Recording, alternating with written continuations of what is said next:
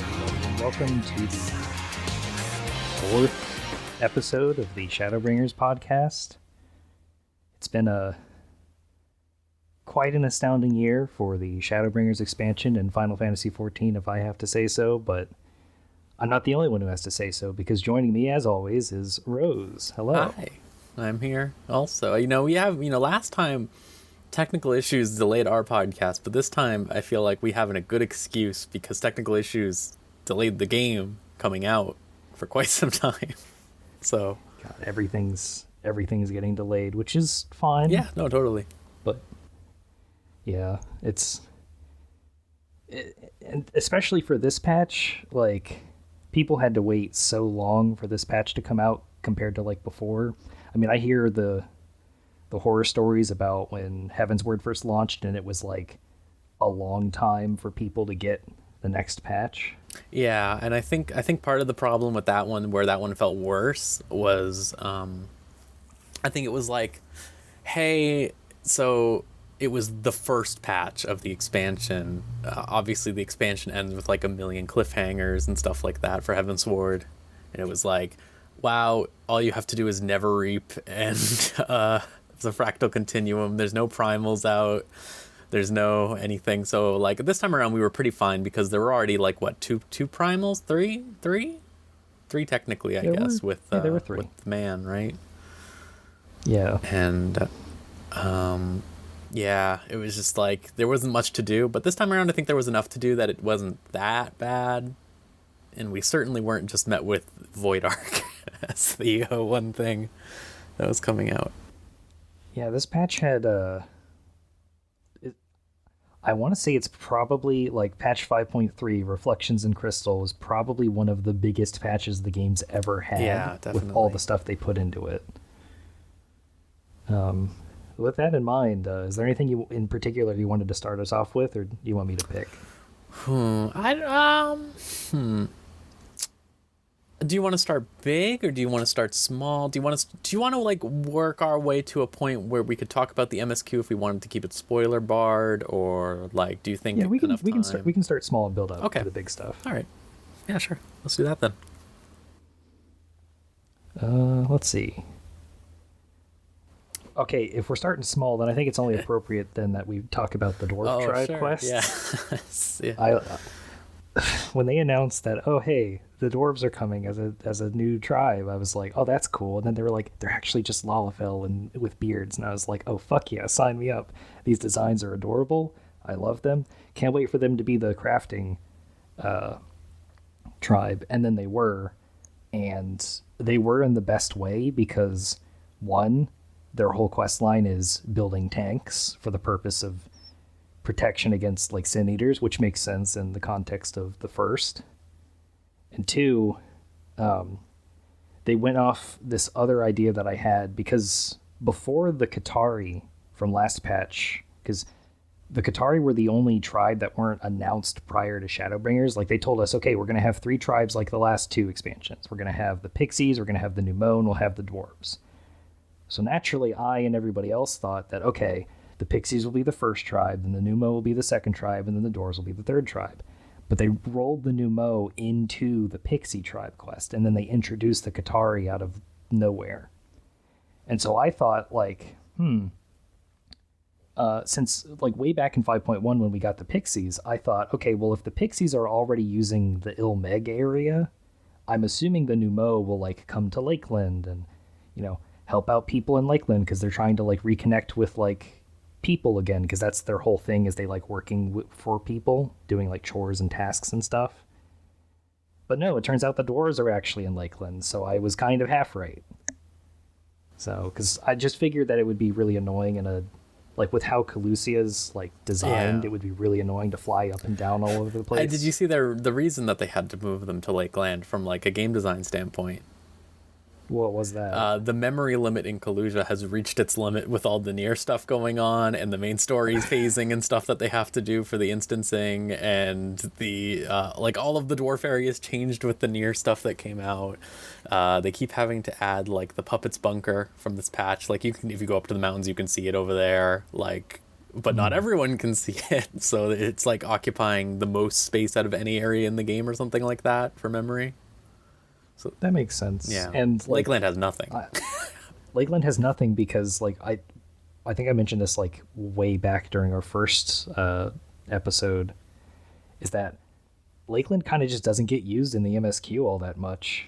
Yeah, and like it makes sense because it's just like the immediate area. It's the starting zone, like right, like it's the area where like you just they do the prologue basically for the story. Like Yeah. it's but I always had a problem with that because it was like obviously when you do all the job quests and stuff like that, you get to see, oh, this is what's up with the Shadow Lord or whatever. But like it was like, man, I want to know what's up with the elves, what's up with this castle, what's up with the wargs, you know, like what's up with all of this, and you don't really get much of that. It's such a. It's also like. I feel like Kurthis Western Highlands, the Fringes, and Lakeland, like those are all like some of the starting zones in the expansions, and they're all like their imagery is used to promote the expansion, And then they're not used at all.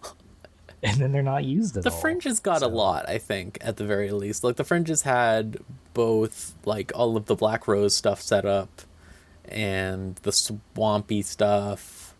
The meteors there, Omega's there. Yeah, and the Ananta are the there as Ananta, well. yeah. But the Fringes, like story wise, it gets a lot of area because, or a lot of like showtime because they technically split it in two. Yeah.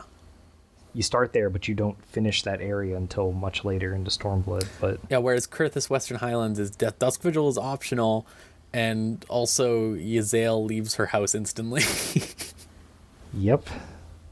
So, like, you never even bother dealing with that one ship that's just frozen in that lake. Or the dragon corpse that's hanging in the middle of a cave. Yeah. But the dwarves are fun. Yeah. I like how they did something new this time around where there's a dwarf quest where you can make a bar and then you can work at the bar and you can serve drinks to other NPCs. Yeah, I really like every time they do stuff like that, like the what's it called? The reunion Azim Step quest, that one. Like that. Stuff like that, yeah. So the only thing with the dwarf tribes, like one, the tank mount is really cool. It's very funny. I kind of wish that everybody was just put into it like with their head poking out like the Lalafell are, but for what it is, it's fine.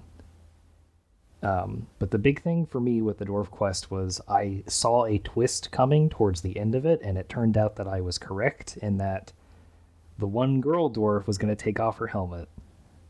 Oh, yeah. And that was like, I wasn't upset about it, but I was kind of annoyed in that, like, how easily I could see that coming. They already did it, is why. They did that with Giot in the They did it with Giot, and they did it with Lamet, too. Oh, that's right, Lamet. But, yeah, it's a bit... Well, how would you tell they're a girl, then? I know. That's why I was able to predict it. Is like they're gonna do this because she's the girl dwarf. But again, like that wouldn't be an issue if like because like I really like the scenes where you're sitting there with the other dwarves, especially when you're playing on a dwarf character. Because I leveled up got him all the way through Shadowbringers just so I could do the dwarf tribe quests on him.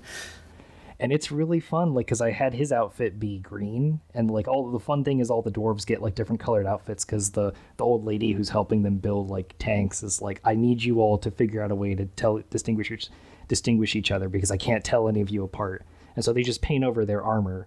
So you have like a blue one, a red one, an orange one, a yellow one, and then my dwarf was a green one. So it was just like they were like little tiny like Power Ranger dwarves, and it ruled. But it would have been fine if one of the other dwarves was also a girl, but Ozog's the only girl, and then it makes her decision to take off her helmet and leave her tribe kind of I guess. So Some people were thinking that Ozog herself was actually a shard of Nero because they both wear red and she's kind of like a tinkerer who's rivals with some tinkerer man. But I don't know if I fully believe that. Mm-hmm. It would be funny though.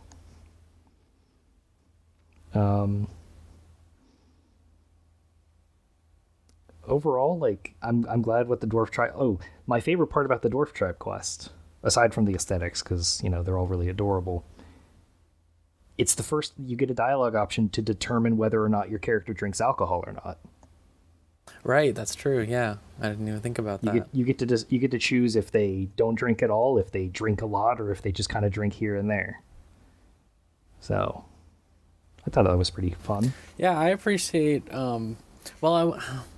It doesn't matter. I appreciate any time a game allows just for really incidental, inconsequential role playing like that. And I think Final Fantasy's been pretty good about that historically.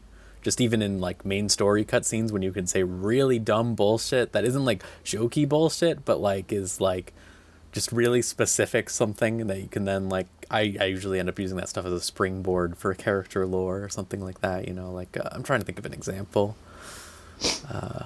I like how if you pick an option where your character, because there's been a few in Shadowbringers where you can like pretend to be a Moogle, it'll make the Moogle noise. Yeah, stuff like that, or like the post Moogle lines that you get to say and stuff like that in random quests. Yeah. I liked the alcohol thing though, because recently I found out that there's not a single alcoholic beverage you can craft in the game. Like, none of the meals are explicitly alcoholic. Like, the closest one I can think of is the Crimson Cider from Stormblood, but even then, like, cider inherently doesn't have to be alcoholic. Right. I mean, I don't know how true this is. It seems like the European thing, which Final Fantasy always do, is that cider is usually alcoholic, but I have no idea. It's because it's obviously localized in America, so, I mean... Well, that also, and I think the reason maybe that they don't give us alcoholic beverages to craft or consume is because they would have to change the age rating. That is true. So that is true. But in this little cutscene at the end of the dwarf quest line, you can choose in conversation, just a random conversation, just apropos of nothing else, like, oh, you can decide whether your character drinks alcohol or not. I like that. Yeah, it's fun. Is there anything else you want to say about the dwarf tribe quests? No, I did them all. This is maybe the first time the crafting one has come out and I've leveled everything already, so it was kind of useless for me. Yeah, it was just pointless for me too. I think just because this time around they made it really, really easy to level crafters and gatherers compared to the past. Mainly being through the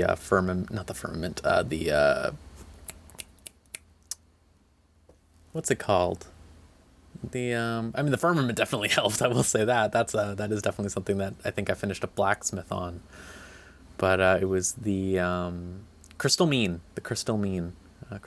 Oh yeah.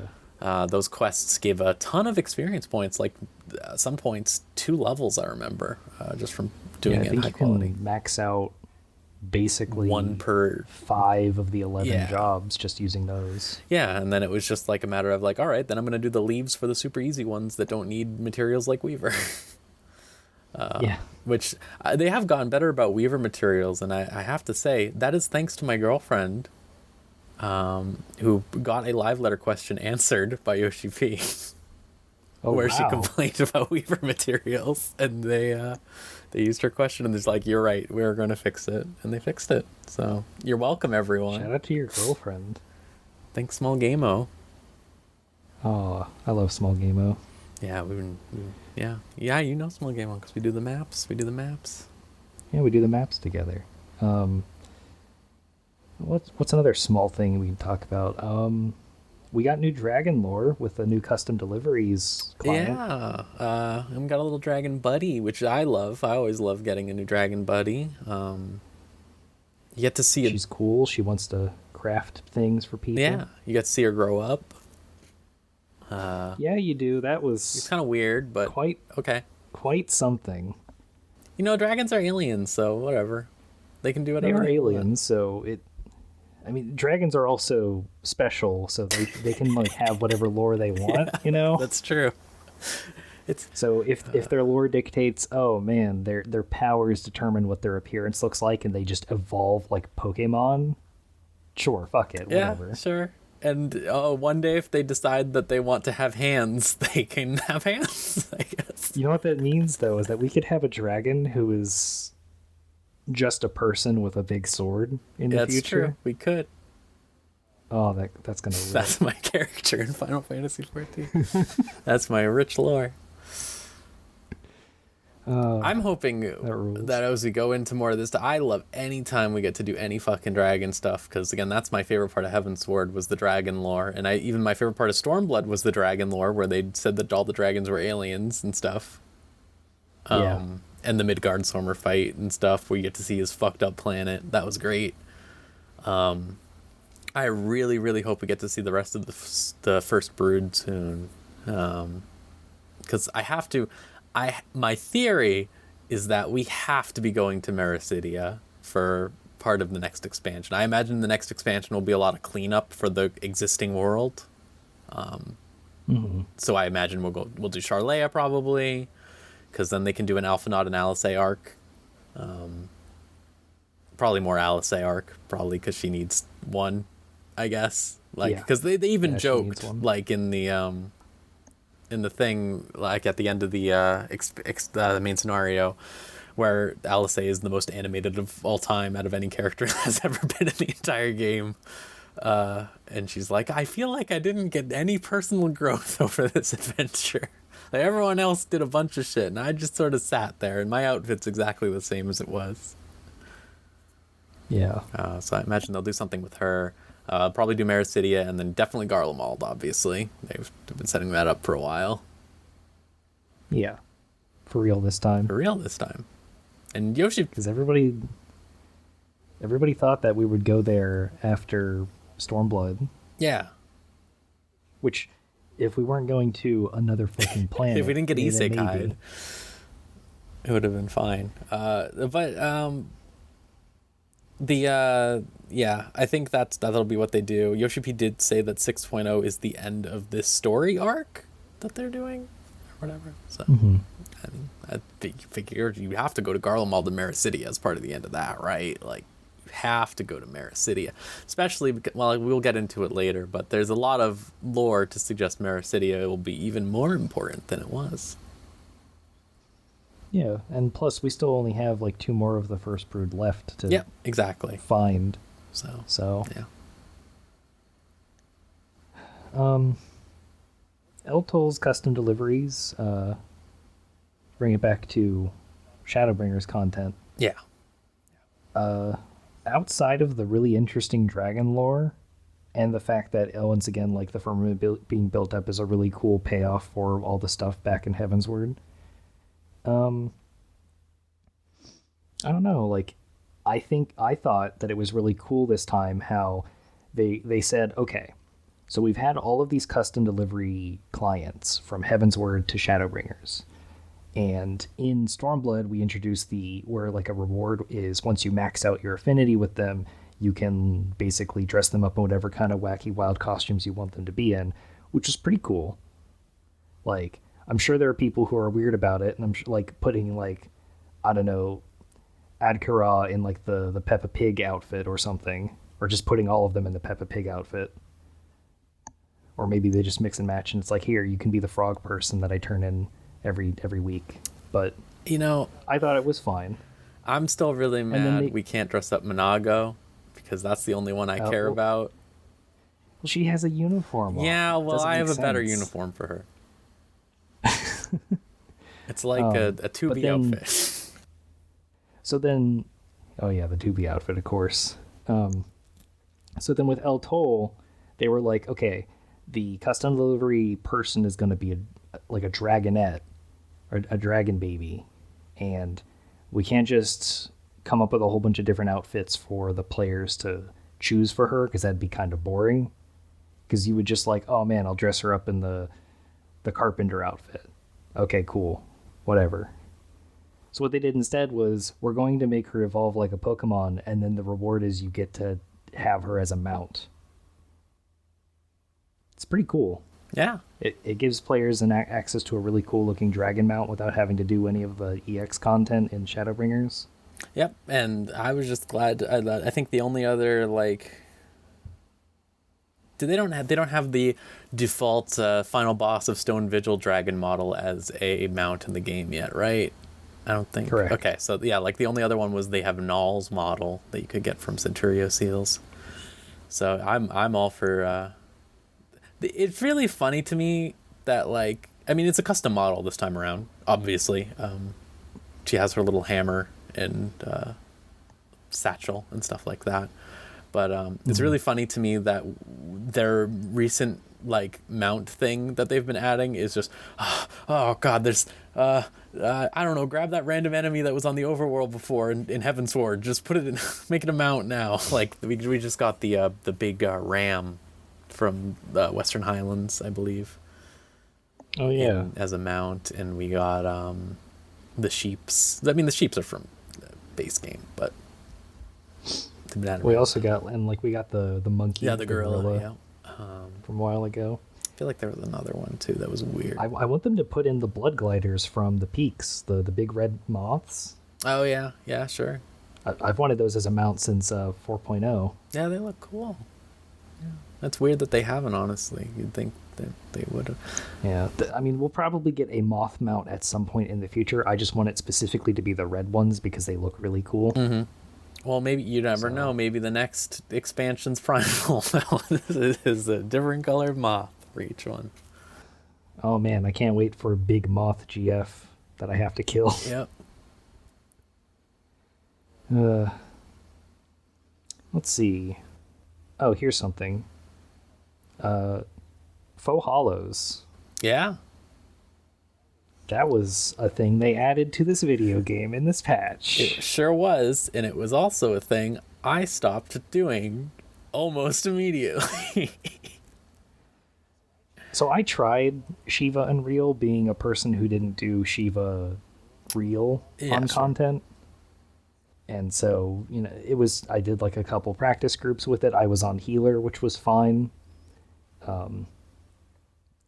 It seemed like a pretty straightforward fight, but I didn't really care to put in more effort to clear it because the actual Faux Hollows game seemed to be a bunch of bullshit. It sure was. So I instantly got a bad impression of this because, so first of all, I obviously, I've told you my horror stories, I think, in the past with Shiva Original, Real, as you put it, Shiva Real, when it came out in 2.4. It was a very easy fight. I'd say it's arguably harder now just because of the nature of no one was doing it at minimum eye level back then. And also determination was so crazy strong back then that everyone just had a ton of health and everything because determination was stupid strong.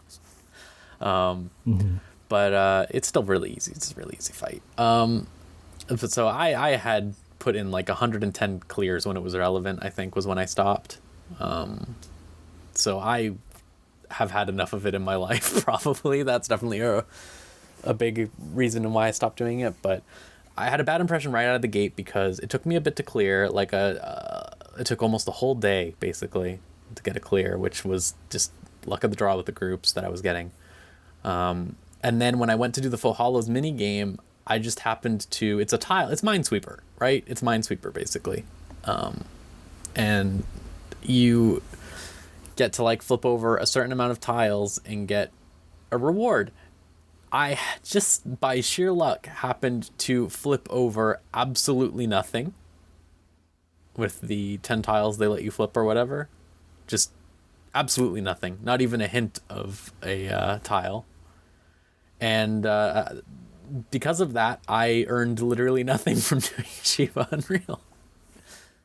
Oh my and God. They don't let you redo it for a week. The only time they let you redo it is if you draw the lowest tier reward. But I you'd think the lowest tier reward would be nothing. But yeah, so I got absolutely nothing. And even then, next week when I did get something, it was still like 10 faux hollow points or something like that. And to get anything new that isn't something I already had, because I think you can buy like the Chloe certificates or something with it, which I have no use for any of those. But to get anything of use, you have to do that like 20 times. So it's like, yeah, I'll get that fox minion in 20 weeks. What?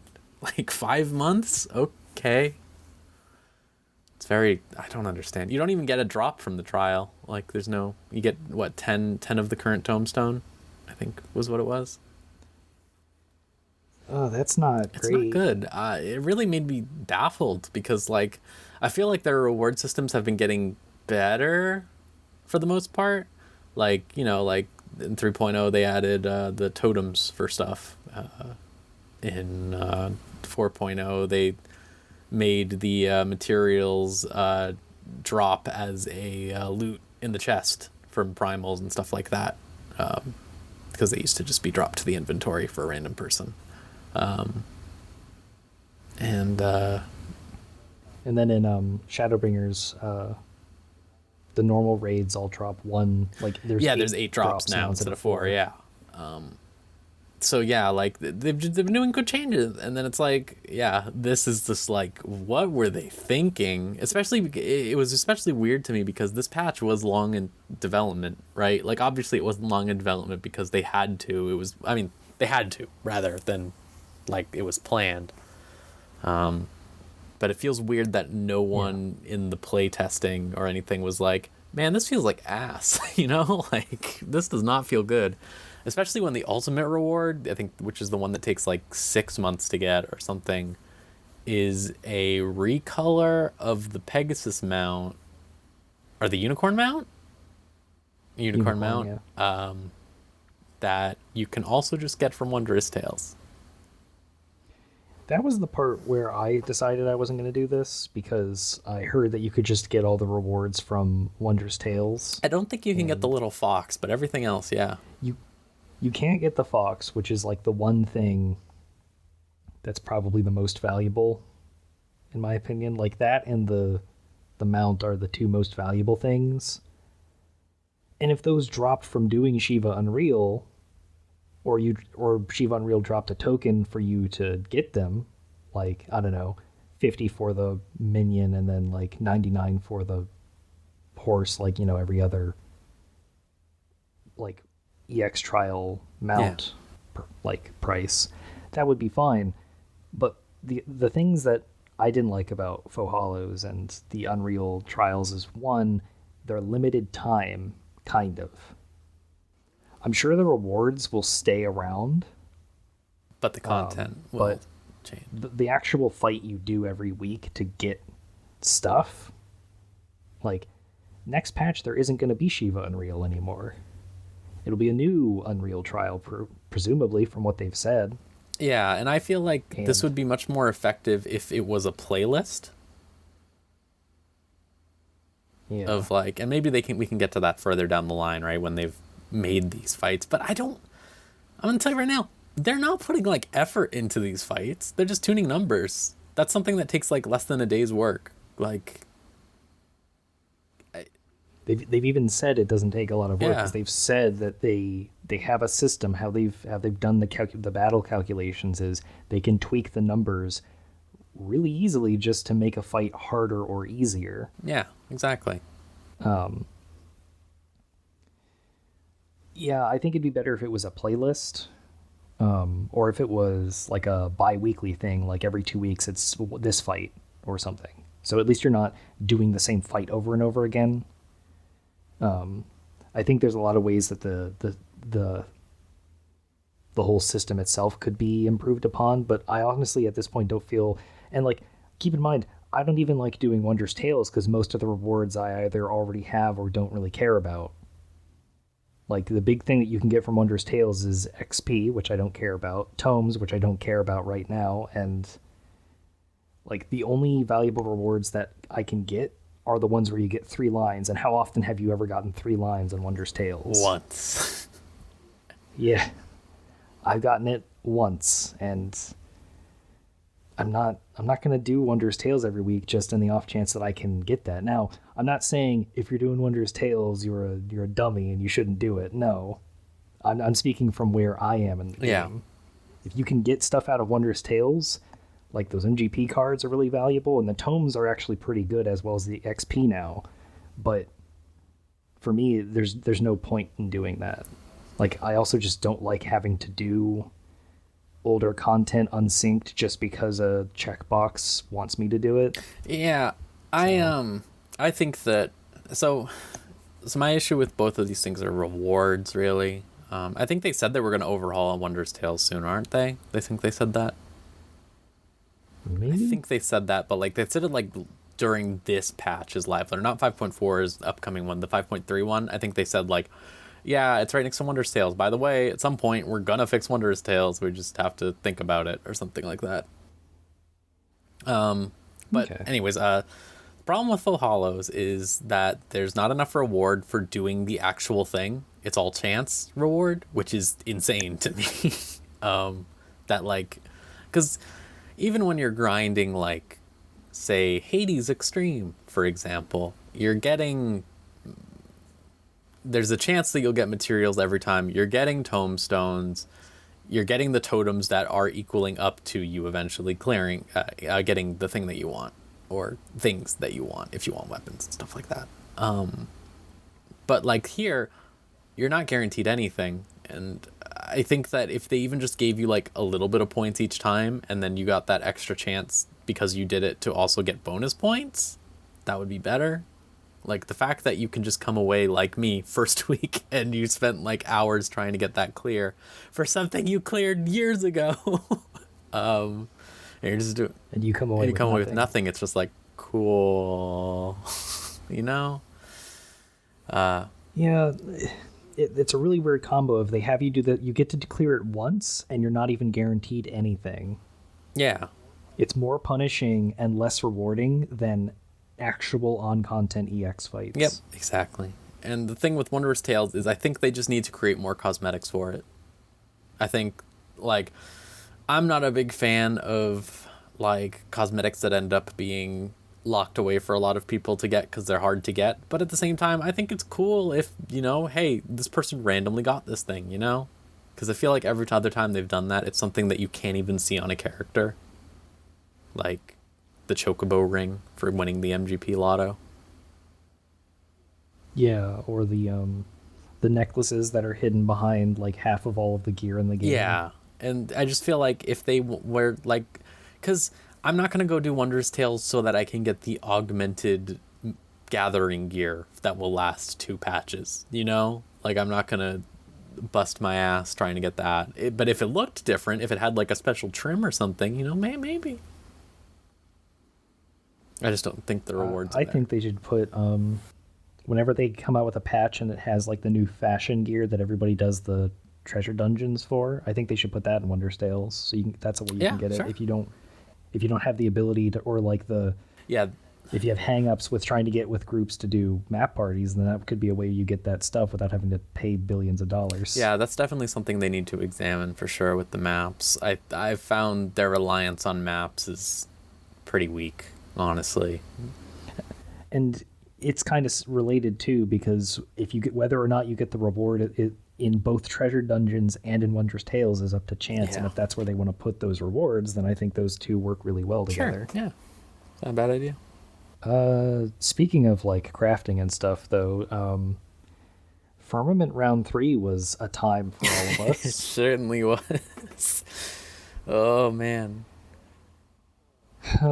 So it's starting to actually look more and more like a housing ward. Yep, yeah. Like the final step for this phase of the Ishgardian Restoration is presumably building where all the apartments are going to be. I believe it's called Hoarfrost Hall, which is a name. Yeah, I said it shouldn't be. I just, every time they say, or before HOAR. I'm just like, I know I look, I know there's not a lot of terms in the English language for cold ice or frozen or stuff. And I know that is one word that works for it. But saying it out loud is, yeah. it is what it is, unfortunately. Anyway. So you, myself, and fellow site member Chris, we all decided to go full sicko mode this time. We were even at the same spot in the rankings for a while. Yeah, we all decided to try and get Saint of the Firmament, and by try I mean did, because we all did get did, Saint yes. of the Firmament. We all did it. You did the crafting side. Mm-hmm. Were you carpenter? Yep, carpenter. Yep. And then Chris and I were on Fisher, which I have a piece coming out that's all about that whole experience fiasco. Yeah, if only you could have found more pterodactyls. It's fucked up they wouldn't give them to you. Yeah. So, but it was weird because I got into it not really wanting to like compete. And then, like, I saw that, not even trying, I was 28th on Balmung, one of the most populated servers in the whole game. And I thought, if I can get to 28, not even really trying, how far can I go if I actually try? And, that was an exhausting 10 days, let me tell you. My entire schedule was just, like, eat, sleep, fish, repeat.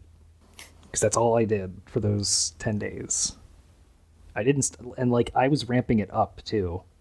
I wasn't like the first day I just did like an hour and a half of fishing, and then the next day I doubled that, and then I doubled that, and then eventually I was doing like 13 to 15 hours of fishing every day, which sounds bad, but keep in mind that physical health wise I was actually doing really well because I was in that mindset of I am basically doing a marathon here. I need to make sure my body stays in like pretty good condition, so I was stretching all the time and I was drinking way more water than I normally do. I was taking breaks and stuff, and I was making sure I was getting at least like 6 or 7 hours of sleep, which normally you're supposed to get 8, but my body was like, no, we're up, we gotta go. And I was like, okay, I'm not going to try to force myself to get an extra hour and a half of sleep here. But on the crafting side, I had questions because gathering is kind of just a monotonous grind, but crafting has that whole expert recipe being the best ways to get score. So how was the crafting experience for you in terms of getting rank? So it was kind of miserable for a while, I'll tell you that.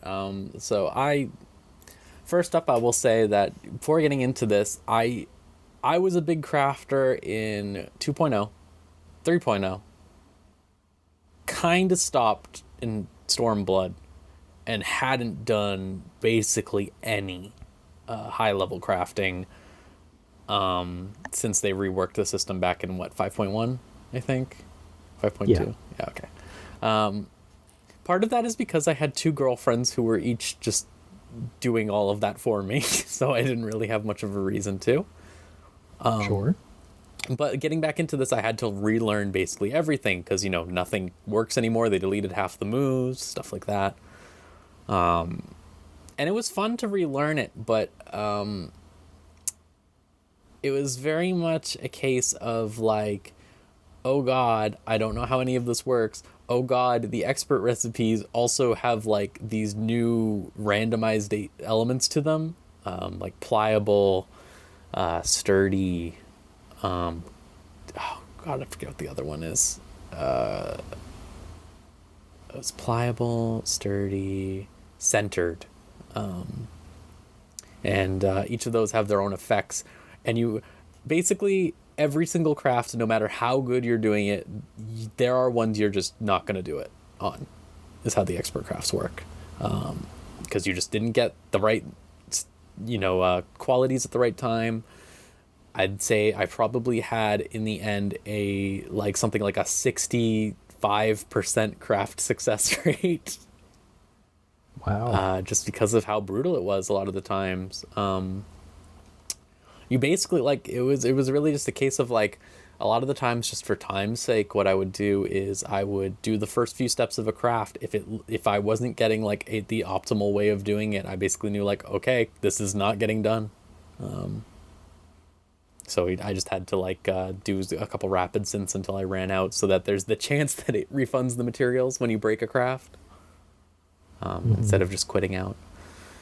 But, like, towards the end, like, I kept trying all these different things. I did have to try things, even despite that, like, oh no, it isn't going optimally, I can't do this or whatever. I did try more things, and my success rate started getting better and better, and it got to the point near the end where I wasn't breaking most of them at all. I was succeeding on most of them. I was even getting them up to the past, like, to, like, the most profitable tier of points that you could get, which was nice. It was a nice feeling to get to that point, and I think I kind of wish the new feature that I really, really like is that they added the trial synthesis stuff, which they added it last time, but it was, like, very specific recipes or something like that you could get it for. It was just sort of annoying. This one wasn't really helpful for the expert crafts. The trial recipe, where basically you can just try to craft it as if you were crafting it for real, any recipe in the game. Yeah, it's not as useful for the expert right, because it's all random. Yeah, so I couldn't really say that was useful for that. But that's a useful feature regardless. I kind of wish that there was more of a, like, all right, yeah, like, you can take control of the randomness, really. I kind of wish that would happen with the expert crafting. Maybe even work in some of the specialist stuff, since they removed all the specialist actions except one, which is the, what's it called? The observed... That you use up an item that crafter delineations used to have, and it uses up a step without using up durability or anything. Yeah, it's basically the whole point of being a specialist crafter back in Heavensward is like, oh, you can do all these really cool moves and, you know, make special recipes that nobody else can make. And now specialist in Shadowbringers is I can skip my turn for like 3 with times a consumable also, like, which is my biggest problem with that system. Like, I feel like if they just let you do that, it would probably be a lot better. It would make crafting feel, like, cooler, because it's like, all right, this is my special job, you know, like, for me, I'm specialized in carpenter. All right, because I'm specialized in carpenter, I can work the RNG in my favor a little, maybe, you know, like, I think it would work well with that. But the only time I was able to do that was for a few recipes when I just happened to win 15 crafter delineations from the Moogle scratch cards. I don't mind the delineations being a consumable item in crafting. I just wish you could spend them on more than just skip a turn. Yeah. But so you eventually ended up getting it down pretty well, and you were able to place, were you 9th? 9th, yes. I was 9th place. The first person had, like, more than double the second place person on my server, which was really scary. Yeah, I think Chris placed 8th on her server. Because her main character is on the Ether data center, and then you and I are on Crystal, so I was able to, like, give you a lot of the excess materials I had, because the whole reason I ever got into fishing was because prior to this patch launching, the patch launched, and then, like, a couple days after the patch launched, it was my birthday, which was fun.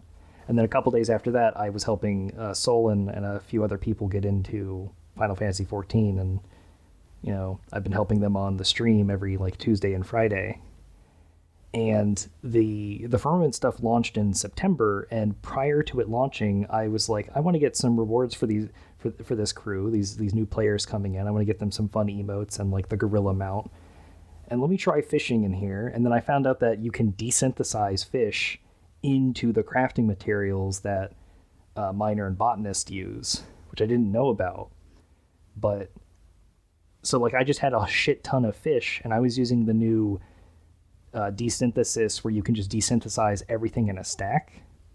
And so I was just desynthing a bunch of fish, and then like any of the materials that you needed for carpenter, I'd say like, hey, come over to Balmung because I'm about to drop in back into Ishgard, and I have a whole like crate full of like lava rocks that you need to use for the carpenter recipe, and I would just like offload them onto you, and it would have been it was pretty fun. Although I do remember the last day, like they were just not giving me any more dragons, which in fishing in the diadem you have to catch wyverns which give you the lava rocks, and it wasn't giving me a single one, and I was really pissed. I was so glad for even the amount that you gave me, honestly, because I went bankrupt doing this. Basically, I am not a big money. I think I've said this before on the show. I have subsisted basically in Final Fantasy XIV off of the fact that I got the Night Pegasus when it was relevant and super duper. I mean, it's probably super duper rare now, but the Night Pegasus when Palace of the Dead came out, I just happened to get it like 6 times. And I sold 3 of those. So I just had like 100 million gil. And that's lasted me quite some time. But this was what finally made me run out. I'm at like 1 million now still. But it was very much like yep, I'm buying all of these stacks every day. Oh God, I keep jumping servers to find them to be cheaper. And they're all just cheaper on my server. They just keep going up. Oh God. Yep. That's the other reason I got into fishing, is because I just wanted to make money. And then suddenly I'm 4th on my server by the end of it all. God, on Balmung too. Like on Balmung, one of the most populated servers. Like God, you really did it. And at the end of it all, I can't say it was worth it. Like, yeah, that's how me and my girlfriend who were doing it felt. Because the reward you get for placing outside of like being on the leaderboards is a title, Saint of the Firmament, which if you like, that's the only extrinsic reward that doing this sicko shit gives you. And if you don't want that reward, like if Saint of the Firmament as a title doesn't appeal to you at all, like your character's not from Ishgard, so they don't really care, or you don't like the fact that it has Firmament and you'd rather just have Saint as the title, which, I could understand.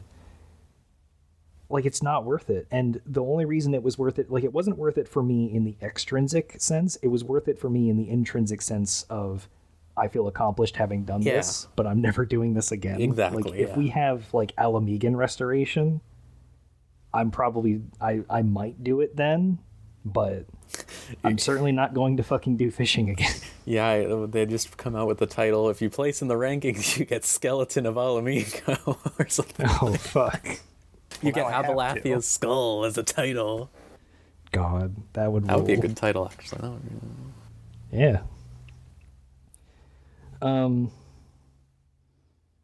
So you want to, like, I think we can start hitting some of the bigger stuff now. Do you want to talk about the Nier stuff? Yeah, sure. So they did the Puppets Bunker this time. I think this really cemented to me. I don't think this is like stellar, knock it out of the park, amazing storytelling or anything. I think it's pretty good, but I don't think this is like, Nier levels, let's say, like real Nier. But I will say that in terms of comparison between this and the Evilly stuff, it feels like they're putting a lot more effort into this. Something that really struck me about the Evilly stuff when we were doing it was the story was so short and basically entirely reliant on you knowing the source material. Yeah. That for me, who played 7 hours of Final Fantasy XII as my only Ivalice exposure, nothing really hit for me, I didn't really get the, whoa, this is what, and that's fine to a certain extent. But I feel like with this stuff, and you've played some of Nier, but not all of it. And correct me if I'm wrong, but I feel like this Nier stuff does a lot better ways, or has a lot better ways of integrating itself with the game's world, even if it is kind of ridiculous that there's just this Nier area now. So, from my perspective of somebody who's a big Evilise head, but not really a big Nier head, I think the Evilise storyline suffers mostly from, God, they really have you do a shit ton of fetch quests in between one of those to do like a whole wine bottle thing, which is a reference to like Vagrant Story or something. Because I forgot about that until I was doing it with Solon and the crew, where we were going to take them to the Nier raids, or not the Nier raids, the Evilise raids, and there's literally like 45 minutes worth of you're going to Eastern Lenosha. So I think the story in the Evilise stuff is hindered by that, but it's also hindered by the fact that it all takes place with a theater troupe. So it kind of has this veneer of, we're just uncovering these stories so that we can like put on a more authentic play, whereas the Nier stuff is like, people are going to die. Yeah, like the stakes are higher here. Yeah, and I think like they have a good hey, 2B and 9S are here, you know, but it's like I don't think you have to know what their whole deal is to understand what's going on in the story. Yeah. They're written much more concisely. Yeah. You don't have to know who they are to understand their significance, because how they act in the cutscenes and how you interact with them in the raids kind of speaks for itself. So Puppet's Bunker is a really fun Alliance raid. Yeah. I really like thinking about it in terms of all the other Alliance raids. I think I've gotten tired of it faster than I got tired of Copied Factory. Yeah, I think part of that is I think people die way easier, even if it's just like a minor mistake. Yeah. In Puppet's Bunker, like the first boss especially is brutal. I would say even the second boss with the 3 airsuit units is pretty punishing if someone even is like, you know, and these are Alliance raids are places where people, let's say, aren't exactly fully on pretty much. You're kind of phoning it in after your first clear, I'd say. Yeah. So you have the people on their first clear who haven't seen the mechanics before, and you die instantly to a lot of them. Or take someone else out with you if you mess it up one of them. And you have the people who are like, oh shoot, I wasn't paying attention for a split second and now I killed 3 people. Which, yeah, it was something that I haven't seen them do since... I mean, they do it in Orbone Monastery. But I would say Orbone and Dunskaith are the only places I can really think where that happens. Yeah. And I would definitely compare the first boss of this to the first boss of Dunskaith. Where it has the... Really? Yeah, where, I mean, the first boss just knocked people off and killed them. And it would do it over and over again. And that's the same thing with the first boss for here. Where, yeah. For me, Puppet's Bunker boss difficulty is weird because it starts off hard. And then it gets easy. And then it gets a little bit easier each time, with the only real outlier being the third boss, where that can be a little hectic, very difficult if people aren't like on the same page. Like I've seen entire alliances get killed by the tank who panics with the tank laser. But I think that's part of why I'm a bit exhausted by it, more so than Copied Factory, because whenever somebody is like, hey, I'm going to be running Copied Factory, I'm like, oh yeah, let me get in on that. But then somebody's like, hey, we're doing Puppet's Bunker for our weekly clear. I'm like, I don't want to do this. I also, the final boss is kind of boring. Like in terms of spectacle, it's cool, but mechanically it's kind of boring. But I think my favorite boss is probably the third one. Yeah, the Hoppy. Yeah. I'm going to tell you my most twisted take. My favorite part is the part where you run through hallways with the laser turrets. Oh, yeah, that part's so fun. I love it every time. Because what I did was, like... Because everybody kept making the joke about, oh, Yoko Taro knows that Yoshi P mains Black Mage, so he made this raid specifically so that it was difficult on Black Mage and that hallway in particular. And then like Yoshi P did it on a stream with like random people in like a data in like one of the Japanese data centers. Like they were doing it was like Square Enix presentation, and they were just he just did it on stream live and went through that whole hallway on Black Mage, never dropping any of his resources, never getting hit once. Sicko. So like, you know, and prior to him doing that, I thought, you know, maybe I should try doing that. So I did the whole raid on Black Mage. I went through that hallway, never dropping resources, never getting hit once. Like, I don't think my DPS was very good, but I did it. But eventually I kept being able to do that hallway perfectly each time, that I kept trying to do things like, how can I get maximum stacks and survive? Or let me try to jump over the orbs that come out, and just doing weird stuff like that. Like you can Shikuchi through the orbs and be perfectly fine.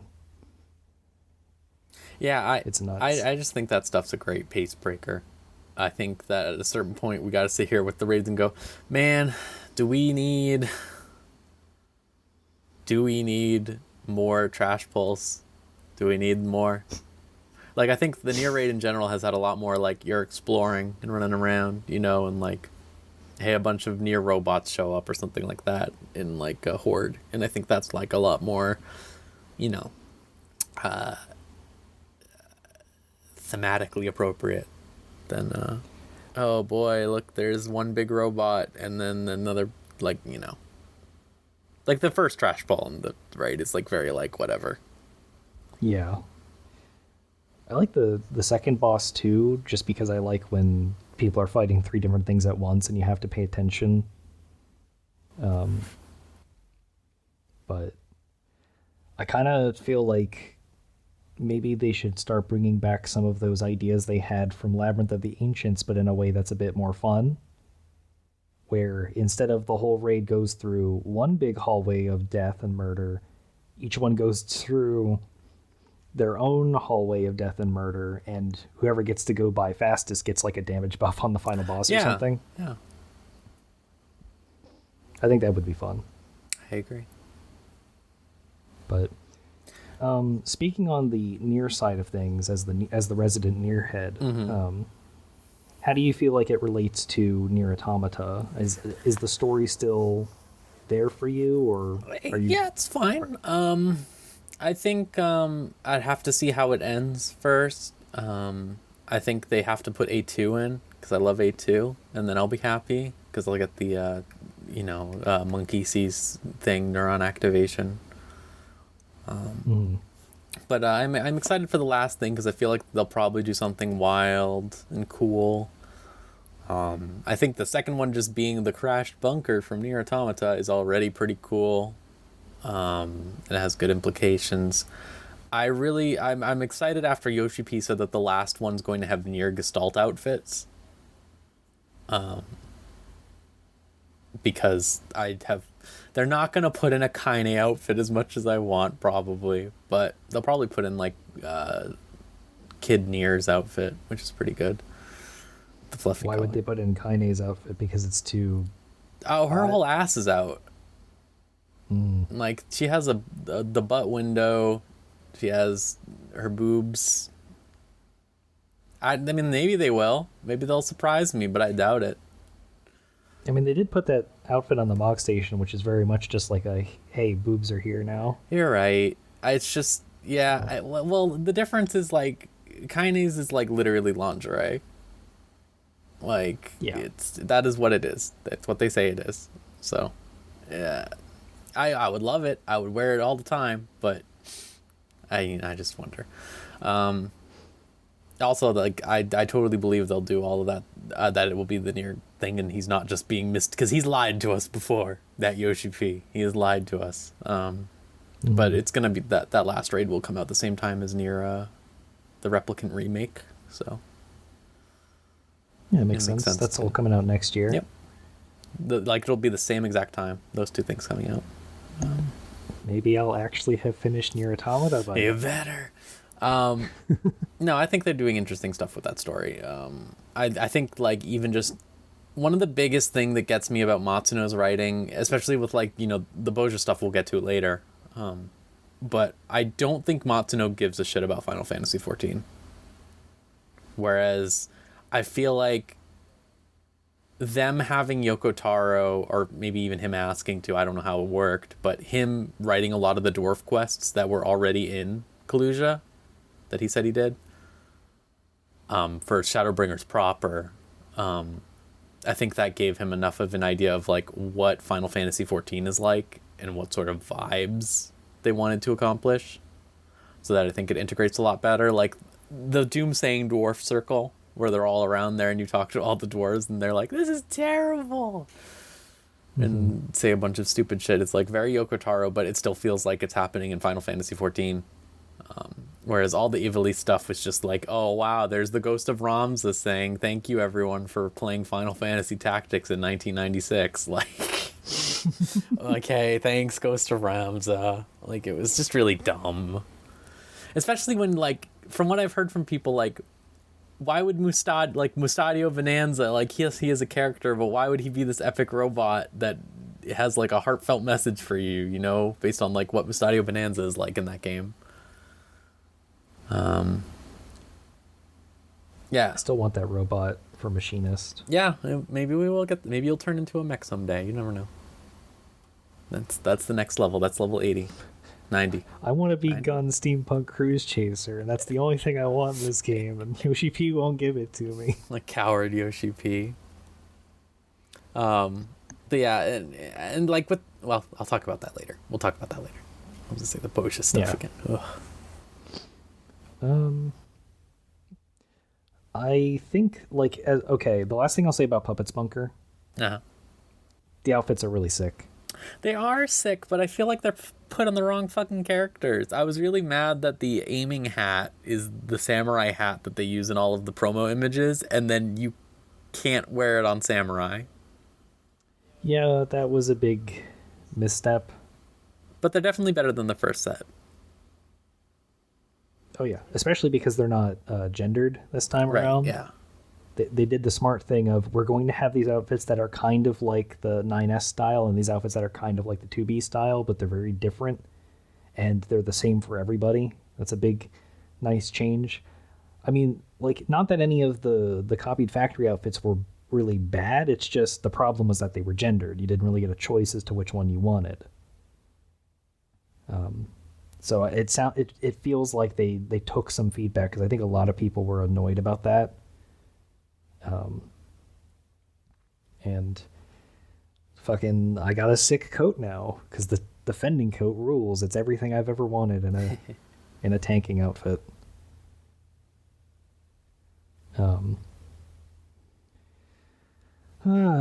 Let's see here. I think. Last thing before we tackle the huge MSQ nonsense that happened this patch. Sapphire weapon. Mm-hmm. That whole thing. How about that? It was a thing. I thought it was neat that they made this whole little town for it that you can go to. Turncliffe is one of my favorite places to just kind of chill out and vibe to. The music's great over there. The Cold Reason remix. Or Cold, what is it? Steel Reason? Steel Reason. Yeah, it's just nice, and it's very somber. Yeah. And slow, and I like it. I think just in general, their ability to create these instanced areas, I think Stormblood was when they first started doing this stuff, really. They've gotten good at it now, I think. They've gotten really good at making these tiny little areas and making quests not reuse the same stupid little areas over and over again. Like, if in Heavensward, for example, or even early Stormblood, I think if this questline had come out, all of those cutscenes would have happened inside of that rinky-dink little resistance base, right? Yeah. Like, that's where it would have happened. But instead we get this whole city and this, like, you know, instead of the thing that came out in Heavensward where you went and did that quest in the middle of the things where you just fought regular Van Hydrus and Ozzy's Law for no reason. You got to actually do a big mech fight inside of a mech. And not just any mech, a mech from a dungeon we did back in Stormblood. Which is, again, a great feature the Shadowbringers keeps maintaining, is their focus on, like, just everything that has happened in this game over its lifetime, right? Like, they keep bringing back these old things that even, like, they can be incredibly incidental, like a fucking boss from Fractal Continuum Heart. And not even the final boss. No, just like the mid-boss. This middle boss that you're like, okay, whatever. And now it's a mech that you can pilot. Like, that's great. Like, that's just, they do a lot of great stuff. Recently, I think. And I'm really impressed. I've been really impressed this whole expansion with their dedication to that stuff. It definitely is one of the biggest hallmarks of this expansion is the two big ones. I'd say is one, they show a demonstration of respect and leaning into this thing that they've built, this massive, huge story and this huge world that has, and they make it feel alive in ways that a lot of games don't replicate at all. Like a lot of games, like if this were a different game, they wouldn't have repurposed the Ultima Warrior and named it the G Warrior, and then not specify what G stands for, so you think that it's Garland, but it can actually just stand for whatever the fuck you want it to stand for. Yeah. IMO.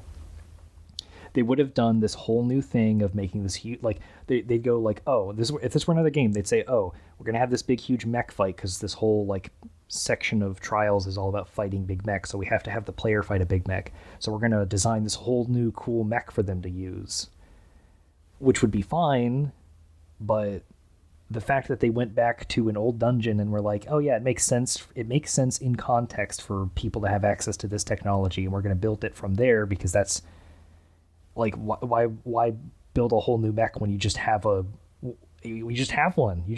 right there that you could use. It makes everything feel more consistent. I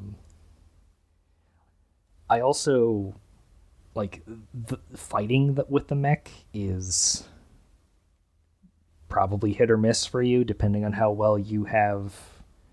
Because I know Solon had a bunch of trouble with it on controller, because he just wasn't used to pressing. He wasn't used to how the default layout on the buttons was, so he kept mistiming button presses. And for me, whenever they have us do like a you're in a vehicle or you're role playing as a character like fight, it's harder for me because of how I bound all of my buttons on my hotbars, because I don't use the first hotbar, which is the only one that can be set to like the pet action or like the vehicle actions. So I have to end up pressing like Control 1 and Control 2 or Alt 1 and Alt 2 to do all the things, and it's kind of unwieldy. Mm-hmm. But that's my own personal hell that I've created. That's not the game's fault. The mech fight itself was kind of hard, actually. Like, I know Solon failed it like twice. Really? Wow. Yeah. He at least failed it once, but again, it was like misunderstanding how the buttons worked and not realizing where they were on the hotbar. But for me, I was able to do it in one shot, but it was kind of close, because they have you actually do mechanics in the fight. They do. I just wish that we get like the mech as like a thing we can just have as a mount. You'd have to imagine they do that, probably, right? The model's there. Probably. I mean, the only problem there would be like the sense of scale, because after you finish it, you can pose with the mech in like a hangar. Like they lean full into like the Gundam stuff. That's true. Like it even does it does the double Zeta Gundam pose, which is nuts when it pulls out the sword. But it's either double Zeta Gundam or Zeta Gundam. I can't remember. One of those. But like if they keep it the same scale, it would be the hugest amount available, which I don't really see a problem with, but maybe there might be size problems. Um, uh, it's also story wise, it's a really weird twist how we see all these all these dragon kids who have like very clearly colored hair of like red and green and Yeah. blue, and then like we like sapphire weapon, the blue one's gonna pilot it, and it's like no, the green one goes because he realizes that he's the weakest pilot of them all, and apparently sapphire weapon's just kind of garbage. Why would you Wasn't even finished make on one time. that sucks? I just like What's up? like I know it's not finished, but why would you make one that sucks and it's just weird? Like, I get at a certain point I was just like, I know exactly why this is happening. It's just because the Garleans are like expendable. They don't care about shit. And they're yeah. all insane I fascists. mean, we haven't even talked about the milk sweat man. I don't like the milk sweat man. The only thing I like about him, and this is the only thing I like about him, is that his name is very fun to say. Valens von Varo. Yeah, That's sure. it. Valens von Varo. That's the only cool part about him. Everything else about him sucks. I don't like how he has like little boys to wait on him to help him into his armor. I don't like how they modeled his sweat. I don't like how he's pontificating about the value of cattle when he's drinking milk. This milk is from the rarest yak or whatever. There's only one yak in the world or whatever. Was it a cow or was it a cow? I don't remember. It was a cattle. It was cows, but the problem was like, they're only valuable insofar as they can produce this high quality milk, and when they can't do that anymore, they're just slaughtered.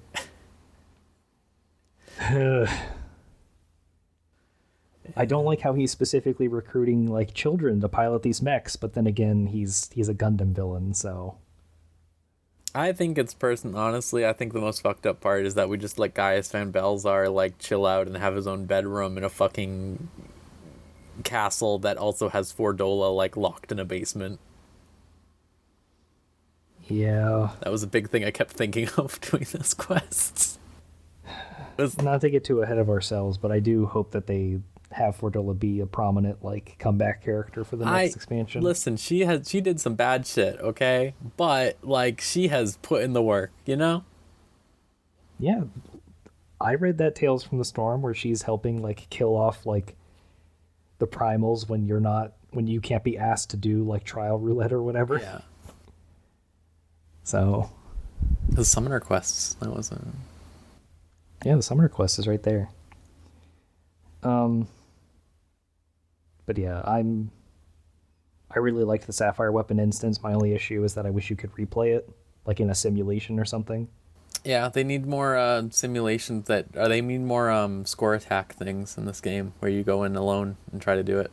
That isn't Palace of the Dead.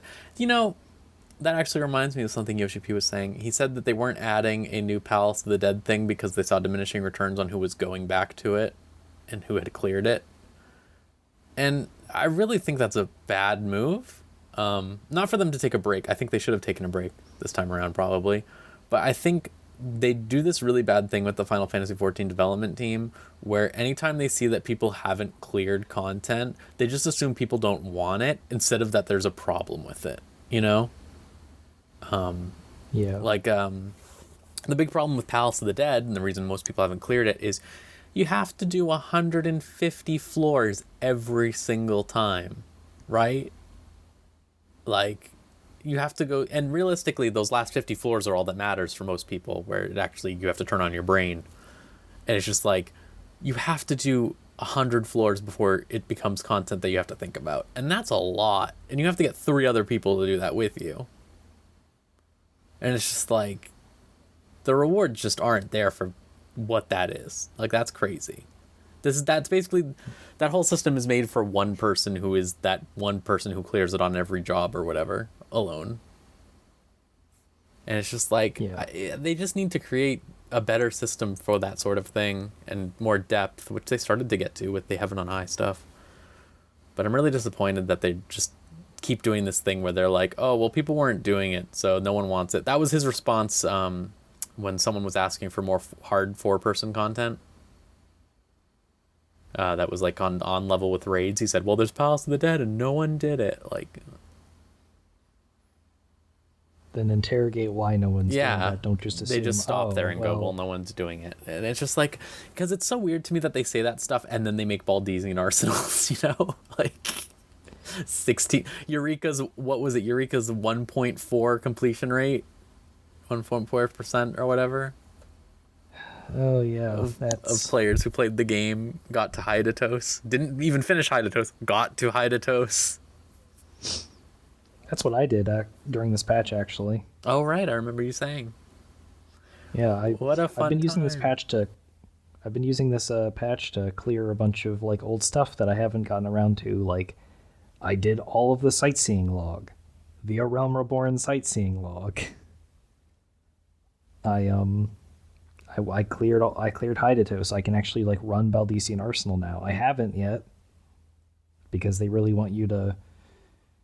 And by they, I mean the people who run the Discords that have been doing this content for the last 2 years. They really want you to use the Discords to sort of jump in that way, which is fine because I don't want to ruin people's Baldesian Arsenal runs by me not knowing what to do. Well, speak for yourself. I do. I want to go in and I want to make things horrible. Time to make it. Oh, you thought you were going to have a normal Baldesian Arsenal run? Time to make things interesting. Fuck, oh, I have no idea what I don't to do. have any spells. Let's go. I just have death. I have level whatever 5 death whatever. No, that's the blue mage spell. It's just death, right? Yeah, it's just death. I think it's death L like for logos, but it's just death L. Yeah, that's right. That's logos. Yeah, death L. Yeah, I just wish like they'd add more score attack stuff, or even just like time attack. Like you could run Sapphire Weapon, and then because I have to imagine we get to use the G Warrior again in the future, and it's not just going to be this one-off thing. It'll be an active time maneuver in the final fight, probably. I have ideas for the final fight where it starts off as a mech fight, and then you do the trial. Yeah. That's possible, yeah. So, but we'll see. So, you ready to tackle the MSQ now? Sure, let's do it. So there's your spoiler warning, anyone who hasn't finished it, just letting you know. We're going to talk about it for a hot minute. Oh my god, this storyline, the end of Shadowbringers delivered in so many ways that I never thought would actually be possible.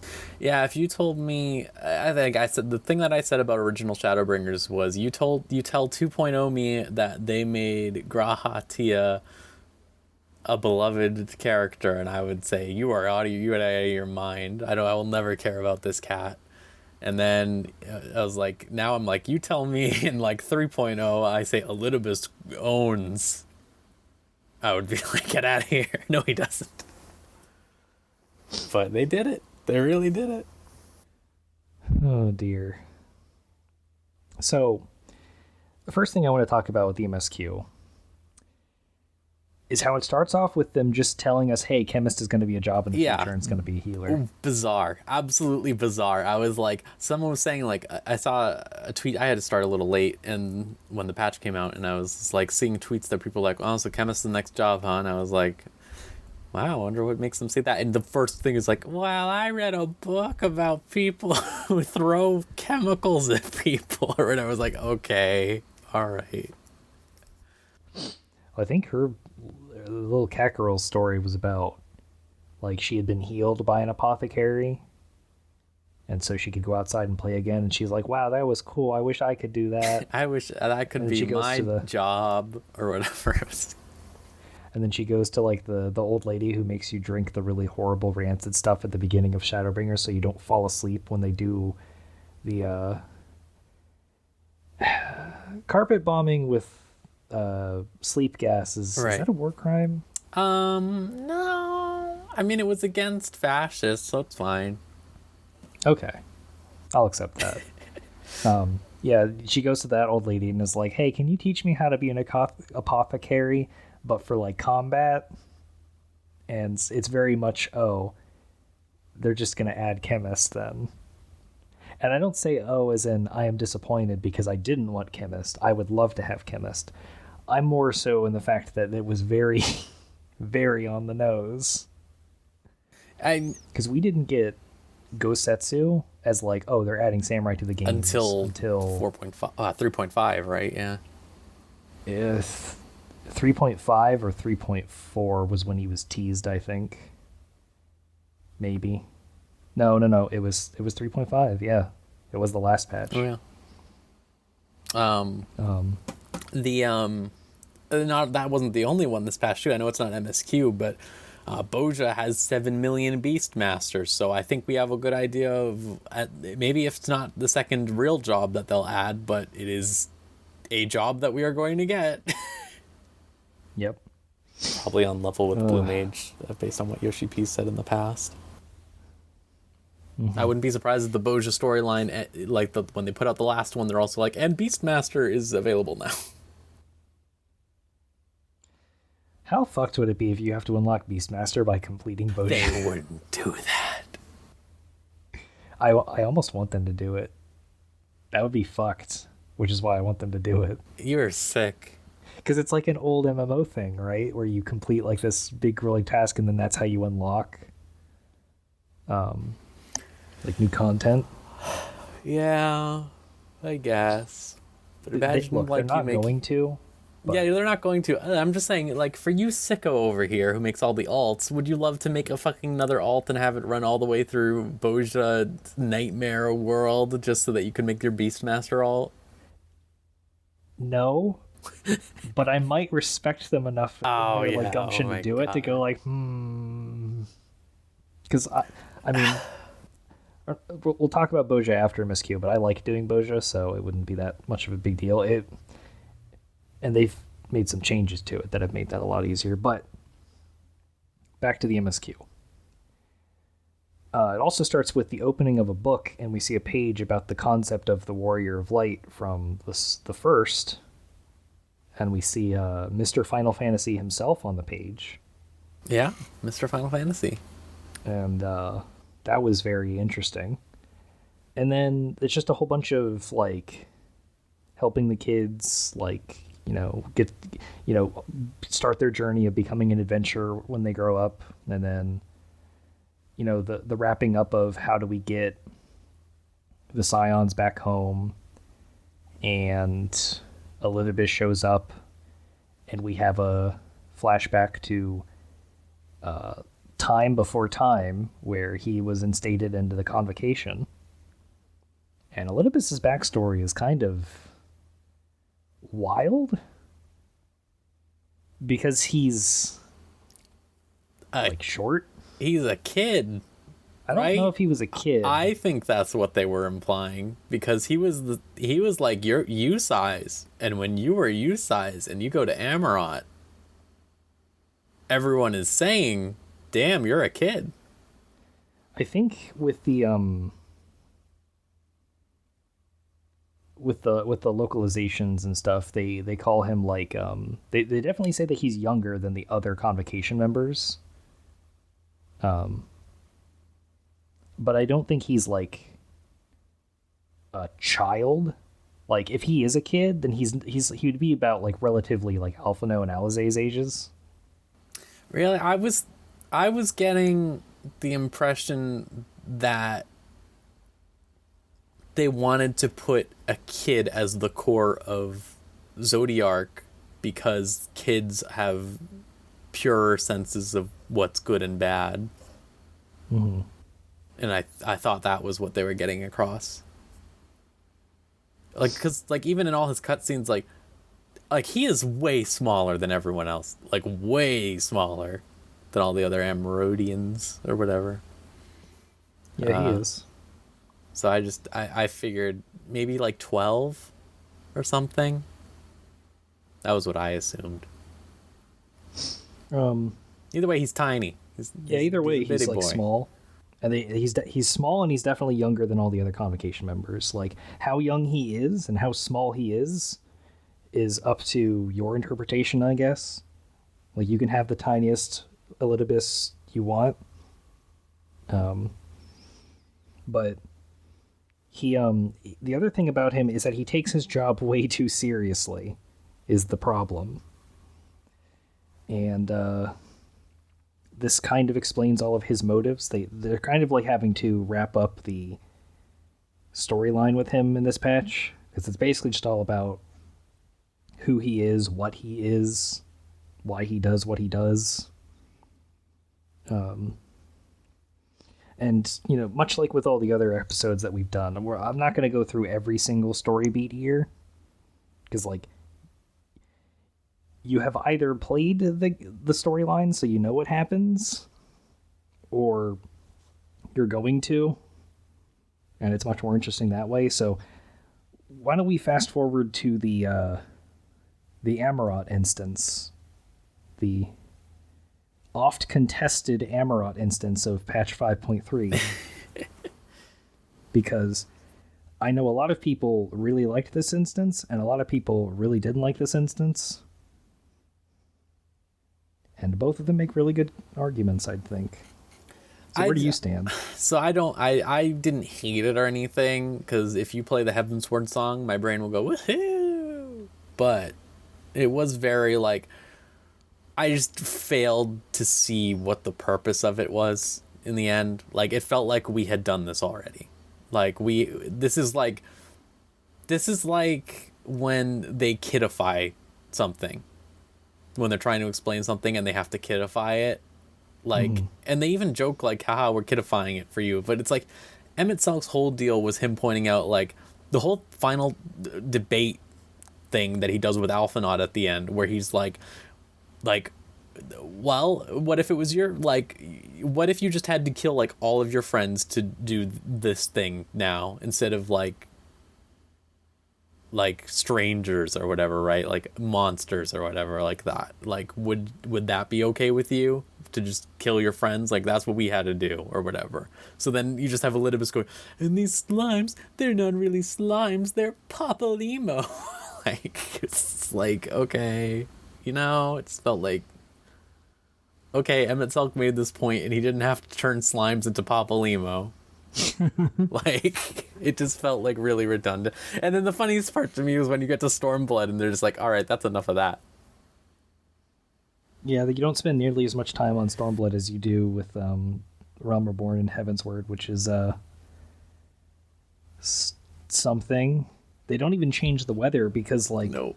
For Heavensward, they have it start snowing there, which I thought was the coolest touch for me. Yeah. But then they don't even do anything for Stormblood. Like, it should have been like Embers or something. I know you like it more than Heavensward, so I'm sorry when I say this, but I feel like going forward they're going to try to forget as much about Stormblood as possible. See, you'd say that, but, like, all the Boja stuff makes me think otherwise. Does the Boja stuff have anything to do with Stormblood, really, though? Stormblood's the one that got us to the Far East and the Near East. I know, but none of the characters are involved with it. You got me there. I think that's just going to be the Ivalice thing, again. Which I wouldn't even say the Ivalice thing was like a Stormblood thing. It's just its own thing. Because Yoshi P has a big fetish for Matsumo's writing, and he just wants to let him do whatever he wants. Tactics Ogre specifically, but yeah. Yeah. Well, anyway. That's a good game. So there are some people... So I know people who really liked this instance, and it really, like, meshed with them. They really enjoyed it. It made them feel the feelings again. Mm-hmm. For me, I think that this is more of a utilitarian instance rather than a compelling one, because if you are me and you have played through the MSQ multiple times and you also have a really good memory, a lot of the story beats that they reference here and a lot of the characters that they bring up, you already have fresh in your mind because you have been brain poisoned by the virus that is Final Fantasy XIV. If you're somebody who doesn't make a bunch of alts and only played through the game once, and maybe you've been playing it for years, so you did Heavensward ages ago, or maybe you're somebody who doesn't have a really very good memory, or, you know, you just don't retain stuff as much as like you don't retain like the physical information, but you retain like the emotional information of a memory. And so when you see these like these very like, oh man, you're fighting, you know, Racefelger and Nidhogg, and you're fighting Xenos, and you know, oh man, you have to kill Slime Papalimo. Remember Papalimo? Like it's gonna mesh with you a lot better. You're gonna go, oh shit, I remember the feelings I had when this was happening. Papalimo's final witness. Papalimo, the slime monster. What if you're a slime Papalimo's final witness? But yeah, I think your mileage varies with how much you like this instance based on the factors of how much you already recall. Because if you're like me, it's just kind of like going through the motions of like, yeah, exactly. Because my expectations were set really high when he turned the fake MR times behind the counters into the leaders of each of the respective cities, like adventurer guilds, like the innkeepers. And then it starts playing answers, and I was like, "Oh shit, we're gonna get the good stuff," because they only play the good stuff. They only play answers when the good stuff's gonna happen. You say and then it that, was literally but... just, "Oh, we're gonna do like a mini version romp through of Realm Reborn, Heavensward, and Stormblood." Yeah, and it's just like we've done that before, right? Like, I'm trying to think of when we did it, but they've done this. Like, I feel like they've done this exact thing before. We kind of already did it when talking about Ardbert's history. Yeah, right, exactly, yeah. Because we get to go see him start off like as an adventurer like we did, and then like build up to the point of him beating like the big Asians and stuff. So my favorite part of the instance though is the boss fight at the end, where you actually get the 1v1 Ardbert. Yeah, that was good. That was cool. I'm a bit pissed that he gets to use his tank LB as an attack. Yeah, what was up with that? It's messed up. My favorite thing he's in the video warrior games, of light, I guess. My favorite thing in video games is when you are playing a character who has a specific like move or move set or look or weapon or thing, and then like there are enemies or an enemy who have like a play off of that thing. It's kind of like how in Kamen Rider, my favorite writers are always the secondary writers because they play off of the primary writer's theme and motif. So like, for example, like basically choosing between Dante and Virgil, I like Virgil because of how he contrasts with Dante. So like Ardbert has a bunch of like warrior moves, but they're not called the same names. Like instead of I forget the actual name for it, but the first warrior AoE is Overpower. But he doesn't have Overpower, he has like Overturn or something like that. It's the same animation, but the fact that its name is different is very cool. Yeah, it's like Spirits Without, right? That they all Yes. use, all the Paladin NPCs. All the Paladin NPCs use Spirits Without when you get Spirits Within. And this patch in particular was really good for that. Like, all the Beastmasters in Boja use the Paladin animations because they don't want to give away the fact that Beastmaster is going to be a job. But instead of using the Paladin AoE Total Eclipse, they use Bloody Circle. But it's the same animation. Yeah. So I liked fighting Ardbert in that way because it was cool fighting like a DPS version of the warrior. But yeah, overall, I think that instance, your mileage varies depending on a few factors. And then after that instance, we get a really cool scene where we pick up rocks. We do pick up rocks, that's right. We pick up rocks, and then we get to have our big buddy Hythlodeus come by and tell us, like, oh yeah, there was this 14th member of the Convocation of 14 who didn't agree with them and was like that they were always kind of a rascal, going off and doing their own things and solving stuff in their own way. But they didn't get a special rock because they were like, no, fuck this idea, I'm going off. And they were like, nope, you don't get to have a special rock. But hey, guess what? I saved that special rock, and here I'm gonna give it to you. Emmett Selk made you a special rock, or made them a special rock. Sorry. Can't give away the spoiler yet. But like we all saw where this is coming. We saw this coming in 5.0. Yeah, right. That they basically said that in 5.0. Yeah, like Hythlodaeus is the one who tells us, like, oh yeah, we were a member of the Convocation of the 14 and in the pre-Sundering times. And I just love that whole bit because I was just like, wow, I'm picking up all these cool pieces of candy. Like, I was just like, this is awesome. This is exactly what every video game should be, is just walking around picking up cool candy. pick up cool shaped rocks that all have different colors and have voices that speak out of them, and they all have constellations and they talk about stuff that happened to them. That's the stuff right stuff. there. Yeah. Look, gamers only want to pick up orbs, cubes, and rocks. That's it. If your game doesn't have those, what's the point? Exactly. You're exactly right. So this culminates in the Hero's Gauntlet dungeon, the new dungeon. Which is, I think, a much better version of the whole, like, here's your adventure so far thing that they just did, where you go through, like, half of the regions of Novarant. And it also you also get to interact with the characters who are not slime versions of those characters. They're the real characters, and they're like, oh shit, you're up to some bullshit again? All right. And some of them are like bosses who are now helping you. Yeah, like the big frog guy? I don't know what to call him. Oh, you mean Angthon, Lord of the Lancing Gate? Lord of the Lancing Gate. Yeah, him. Yeah, of course. When I saw, I was like, oh man. Yeah, when he has his whole name right there on the plate, that was pretty funny. Yeah, God, it's the longest name in the game. You get to fight a sexy fan art woman that they created for people to draw fan art of. Yeah, it was weird how she was the first thing they teased for the dungeon, and then she ends up being the middle boss, and then also she ends up being a necromancer. Yeah. It was really weird. I don't know what was going on with that. So, to back up a bit, overall, I think I kind of like and dislike Hero's Gauntlet as a dungeon.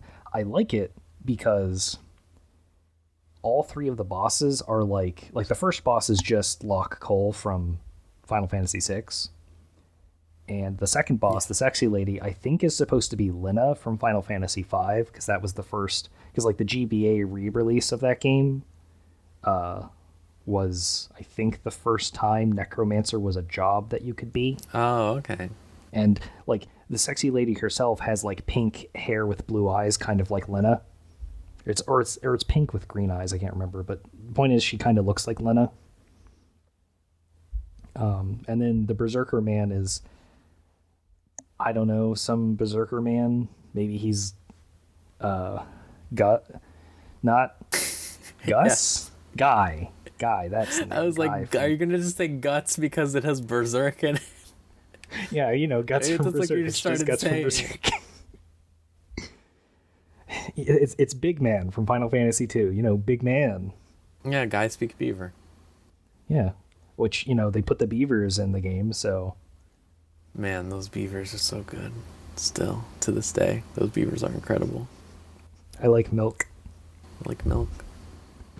The things that also, this dungeon's very good for the thing I was just talking about, because like you have Spectral Dragoons casting Moondiver instead of Stardiver. Right. And what's really cool about the dungeon is the enemies are randomized. The white mages will either be wearing like the AF gear that you can get from, I think it's Heavensward, or they can be wearing a more like Far East garb and they'll be white mages. It's really cool. Same thing for the monks and the samurai. They often can look very different. In my perfect world where it's impossible to, or where nothing is impossible and it's really easy to design something like this, I would have just make it pull from player data. Oh yeah, absolutely. But obviously the logistics of that are probably insane. Though I don't know, they have the retainer system, right? Where you can just see people's random retainers out there. Yeah. It's not impossible, but you run the risk of how many times in a dungeon do we get somebody who just is wearing the full frog outfit? Right. Yeah. That's true.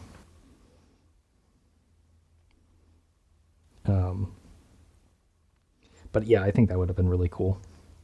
The thing that I don't like about the dungeon, though, is that, one, the gear you get from it is not dyeable, which is a shame, because it's really cool, like, Assi and Amaratine stuff.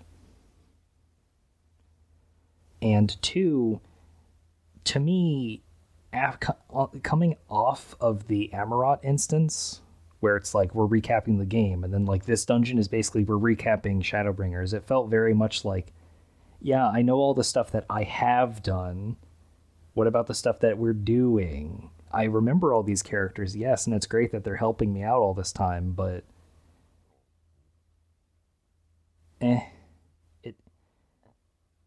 it started to lose its spectacle for me really fast. I guess I can see that. I thought that it was... I liked it more. I think I was just immediately more, like, annoyed by how, like, basic the Amarot instance had been, that I was just like, yeah, you know what? Yeah, this is what I'm talking about. Let's do the thing that they do at the end of every expansion where they have you do a victory lap and talk to all the NPCs, but make it part of the actual main story instead of making it this side thing that you do. Yeah. And they could have gone a little bit more with that, but I still think it was pretty good. I think mostly it's just the fact that there's no way they could have had us go through all of Norvranth, but the two places I wanted, Kalusia and Raktika, weren't here. So... Raktika I can agree with, but I think they've done enough with Kalusia, personally. I think we've done enough. Look, I just wanted to see some dwarves doing some dwarven decking. You saw plenty of that, okay? And you got to see Giat She does 900,000 damage to that paladin in the dungeon. We should have brought her to the boss fight. I read the battle data. She does she does almost 1 million damage with one punch. And that's why she's the best. Strongest woman alive. Mechanically, that dungeon's pretty cool, though. I'm a little sad the chicken knife that the thief doesn't actually turn you into a chicken. Yeah, that's what I was expecting. I like how everybody always panics during the necromancer fight, and they see like the first tethers come out, and they're like, "Oh God, I got to run away from this ad that does like 2 points of damage for auto attacks." Because they're like, "Oh no, the zombie's gonna get me," and it's like, the zombie can get you, you'll be fine. It's just you have to wait for the explosion to happen, and that's when you want to get away. And then the berserker fight's really cool because they make an indentation in the battle arena that they've never really messed with elevation in fights before, I don't think, at least not intentionally. I know there was a whole big issue with Twintania, but they've never made like, oh, you have to like go undercover or something. Yeah. A lot of people, because of that dungeon, think that Necromancer and Berserker are also on the table for future jobs. No.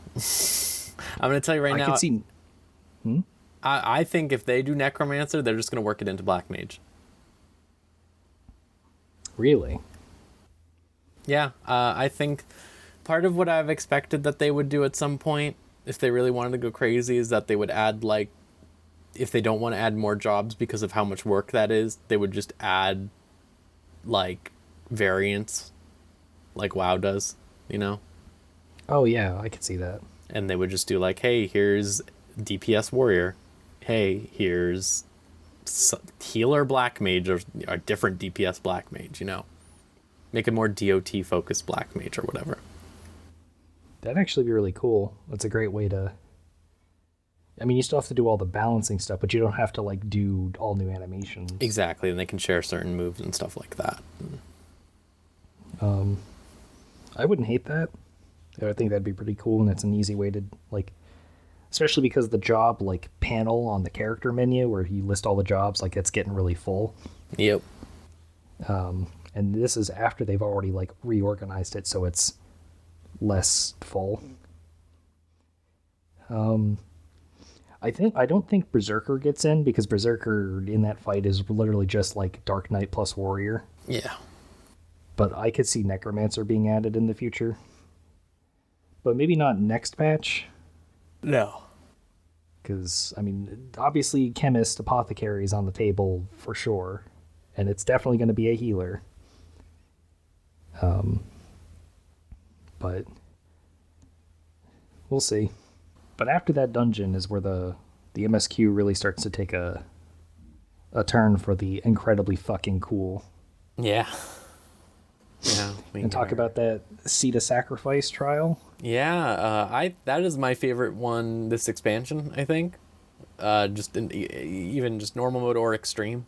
It's my favorite extreme primal easily this time around.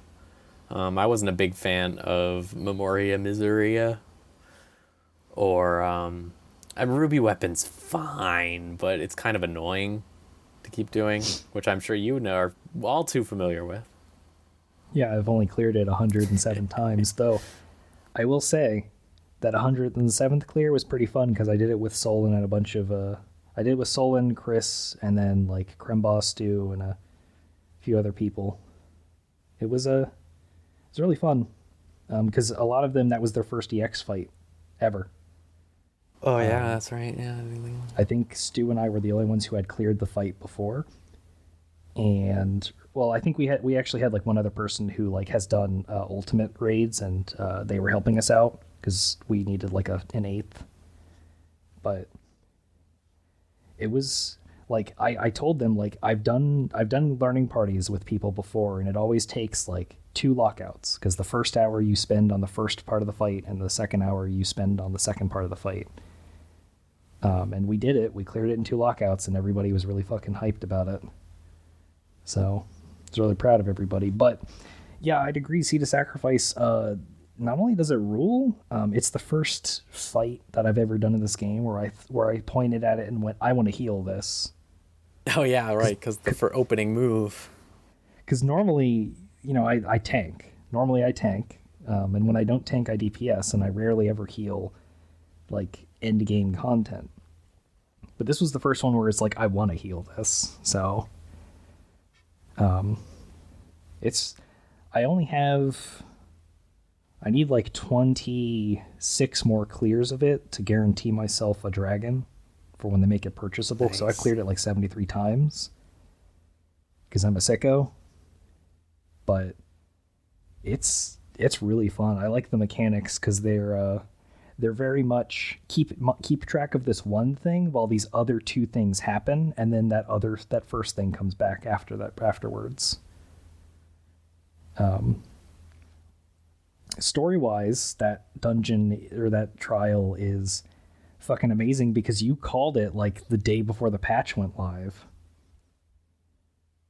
Yeah, I did. I figured that it was going to be something because this whole expansion has been Warrior of Darkness. I was just like sitting there like, well, they got to do Warrior of Light Extreme or whatever.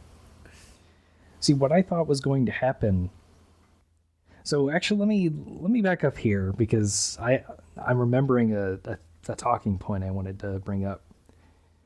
So when 5.2 came around, a lot of people were really annoyed at the story because it seemed like, oh, I obviously know what Elidibus's big huge plan was, and his plan was, and so everybody thought his plan was, I am going to create Warriors of Light so that I can do a flood of light again, and then just erase all of your progress that you've just made. Which ends up not being his plan at all. Turns out, Elidibus's MO, since time immemorial, has been, sometimes I possess the hero of an era to certain ends, and if I'm going to become the Warrior of Light, I need other Warriors of Light to feed off their energy as a primal, which is something that we learn. He's a primal. So, and what's funny is I recently replayed the Shadowbringers MSQ like with Solon and everybody, and like the scene with Elidibus on the moon, like the third one this time, he straight up says his plan is he's going to become the Warrior of Light. Yeah. He just says his plan right there. And then he just becomes Mr. Final Fantasy. And he becomes Mr. Final Fantasy. And I saw a couple people complain, like, oh, Dissidia model rip again, like Kefka. But this is a custom model. It is. It is a custom model. It looks really interesting. It looks kind of similar to Innocence, but not really. Yeah, it just looks like the Amano art. Which is rad. Yeah, and he does the Amano pose. Yeah, he does the Final Fantasy XIV Amano pose, which is fantastic as a face transition. This is the first time also that a fight has a primal fight, I will say, has a part cut out of it for the extreme version. Because this has the story transition bit that you get to do halfway through the fight, where I pogged out of control, where everybody just lost their mind. I love watching reactions of people doing that fight because everybody just screams when it happens, because they don't scream immediately, and a lot of them make the wrong, like, draw the wrong conclusion of, oh, that's us, and then you get summoned and you're like, wait, I'm there, how can that be me? And then, like, turns around and does the wave, and everybody just loses their mind. As soon as I saw the snap as the person that I am, I was like, oh. And then, like, the wave confirms it. Yeah, and then you're like, oh my god. It was so good. I just love that fucking line. Herein I commit the chronicle of the traveler, shepherd to the stars in the dark. Though the world be sundered and our souls set adrift, where you walk, my dearest friend, fate shall surely follow, for yours is the 14th seat, the seat of Azem, and we finally get a name. Yeah. And they talk about that name a lot later, which is really good. And that was part of why I was talking about the stuff with Mericidia. But again, we can talk about that in a little bit. We keep talking about the fight. That fight is also great for the thing that you're talking about, sort of, where you're like, oh, I love when the NPCs do the thing we have, but it has a different name.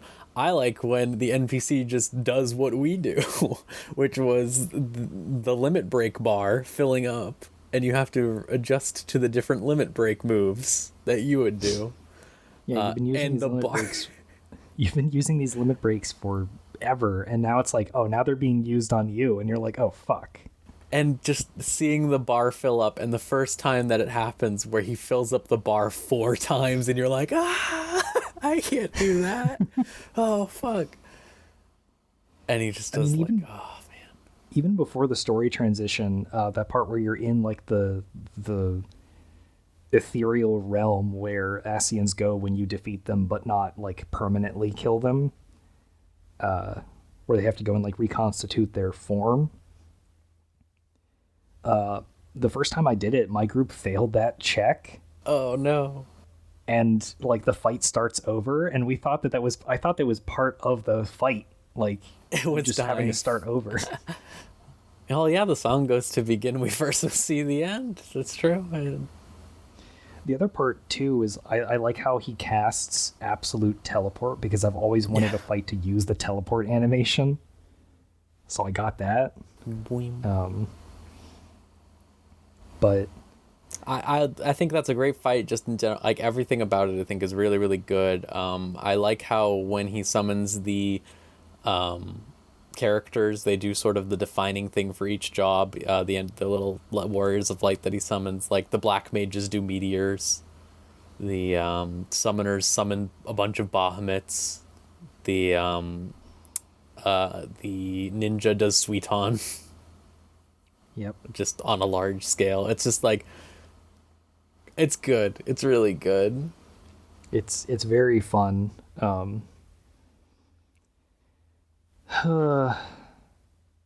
I like how his limit break is ultimate crossover.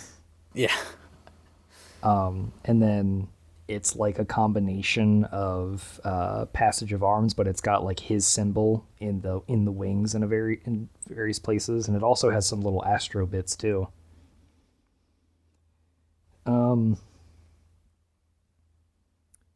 But The last thing I'll say about the fight is I didn't think we would be fighting Mr. Final Fantasy. Like, I didn't think Elidibus would become an old Final Fantasy character. I thought he would summon old Final Fantasy characters. And we were going to do an 8v8 fight, which is kind of what we do, just not in the way that I thought it was going to be, because I thought that, like, because like the black and white mage are supposed to very clearly be like Palom and Porum from Final Fantasy IV, but I can't really find any sort of concrete like, oh, this character is this person, because I thought the Dark Knight was just going to be Cecil because he's wearing like the Baron helm. But I found out, like, during one of my clears of the EX version, that the Dark Knight's actually a cat boy.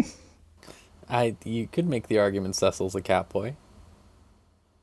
You know what? You're right.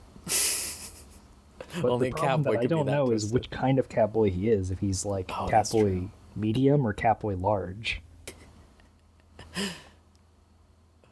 The two kinds of cat boys, yeah. Medium and large. But yeah, that fight rules. The song rules. It's sung by the same person who sings Rules of Nature. Yeah. Which I owns forget his name. Yeah, I also am forgetting it at this moment. My favorite part of the EX part of that fight is the mechanic you think would be really, really, really difficult, but is actually just really easy, and that's quintuple cast. Yeah, it's a hectic mechanic, but it feels really cool to do. Looks like the singer is Jamie Christopherson. No, that's the composer. I'm trying. Jason C. Miller. Nope. Yeah, Jason Miller. No. Jason C. Miller's he sings the Shadowbringers theme. I think that's the same person. Is it? I'm pretty sure. Yep. Because they voiced Raubon in A Realm Reborn. Also, that was the thing. Oh. Okay. Well, anyway.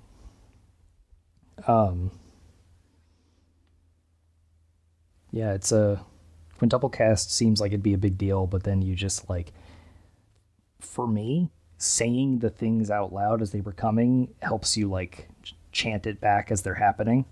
Yep. So if people are struggling with that, just try doing that. It makes it way easier. Yeah, definitely. So then we have to, kill Mr. Final Fantasy.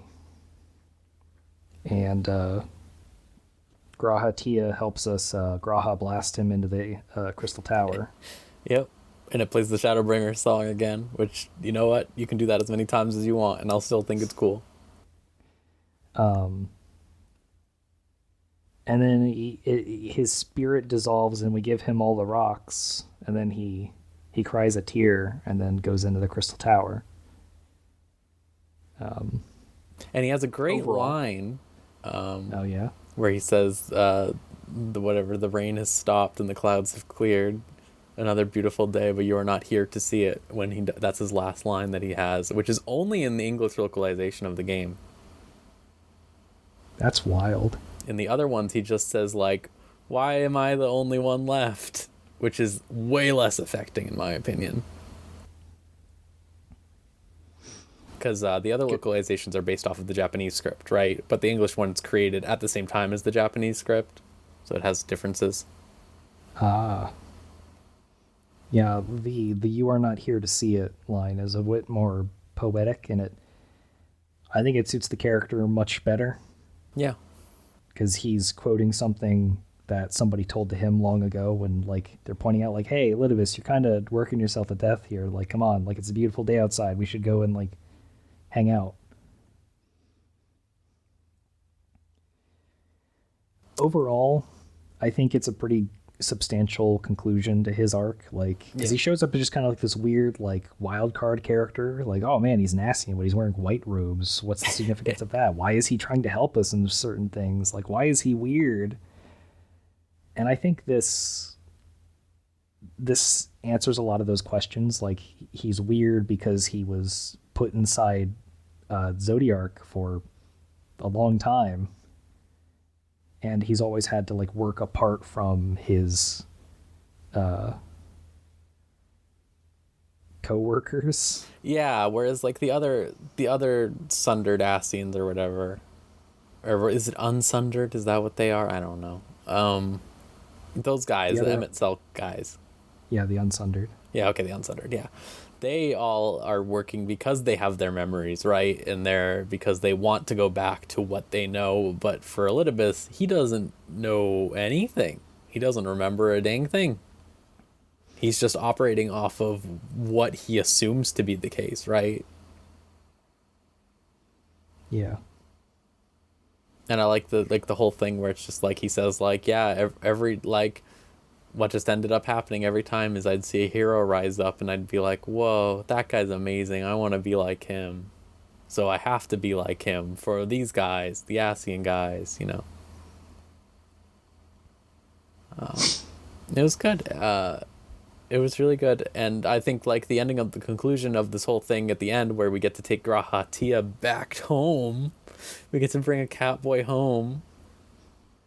Yeah. There's no fatalities from the primary crew this time. Yeah. And I was really worried they were going to kill off Lena or something. But they didn't.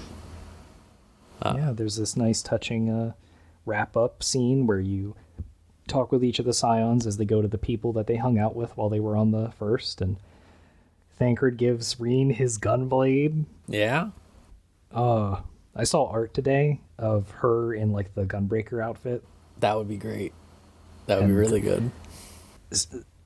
This patch is bittersweet for a lot of people because we are moving on from the first. We are going to start going into the next expansion, which isn't going to be on the first anymore. And a lot of these characters, like, they'll still be around, but we're not going to be going to the first as often. Like you said before, that they're going to try to forget as much of Stormblood as possible moving forward. But a lot of those areas still have uses, and we will still go to those areas and talk with those characters. Like Yugiri's going to show up again. Lise is going to show up again. But I can't imagine we're going to be going back to the first all that often. Yeah. Especially since one of the most interesting characters on the first is now on the source with us. Yeah. I mean, he was always from there anyway, so. Yeah, he's just back where he belongs now. With his nice little new outfit. I didn't know this until I was watching Solon finish this patch. But the ear animation he has is different based on how you respond to him. Yep. Yeah. I like probably most people were like, Graha, really? And his ears perk up. But if you don't say anything, you just kind of give him like a fucking like death stare, and he like his eyes droop down or his ears droop down. So it's very cute. I think the whole ending bit, which is narrated by Grahatia, with you running into the Labyrinth of the Ancients, is really, really good. Just a really great... It's like a little sappy, but I think it's a really good ending for Shadowbringers as a whole. Like, I think what really sells it for me is a bit personal insofar as this patch came out 2 days before my birthday, and the little crystal that we get from Hythlodaeus, the Azem crystal, has the sun, the astronomical symbol for the sun on it, which is like the Leo thing, which I'm a Leo. it's the Skull video game. It's just for you. Well, it's not just the Skull video game, but it's like we already have 13 constellations. Like technically we have 12 Zodiac, and then they add Ophiuchus for Elidibus, because that was in Tactics regular from 1996. And then it's like, but there's Convocation of 14. There's not like every 2 years we have this debate about like, is Ophiuchus really a part of the Zodiac? And everybody has to say no. See you in 2 years when we have this argument online again. But like they set up that it was going to be the Convocation of 14 because, you know, Final Fantasy 14. And so what other constellation are they going to throw out there? And the decision to make it the sun works really well because from the perspective of somebody who is living on Earth and maybe doesn't have access to modern astronomical understanding, you'd think the sun is a constantly moving object, aka it travels, hence the traveler, hence, oh yeah, of course Azem's whole big thing is adventuring and going out and exploring, because that's what players do in this video game, is they go out and they travel and explore and they go to new areas and they help people with their problems. And the idea that, like, your character is whoever you want that character to be, but the gameplay itself is what ties you to, like, Azem. I think that's really, really cool. Yeah.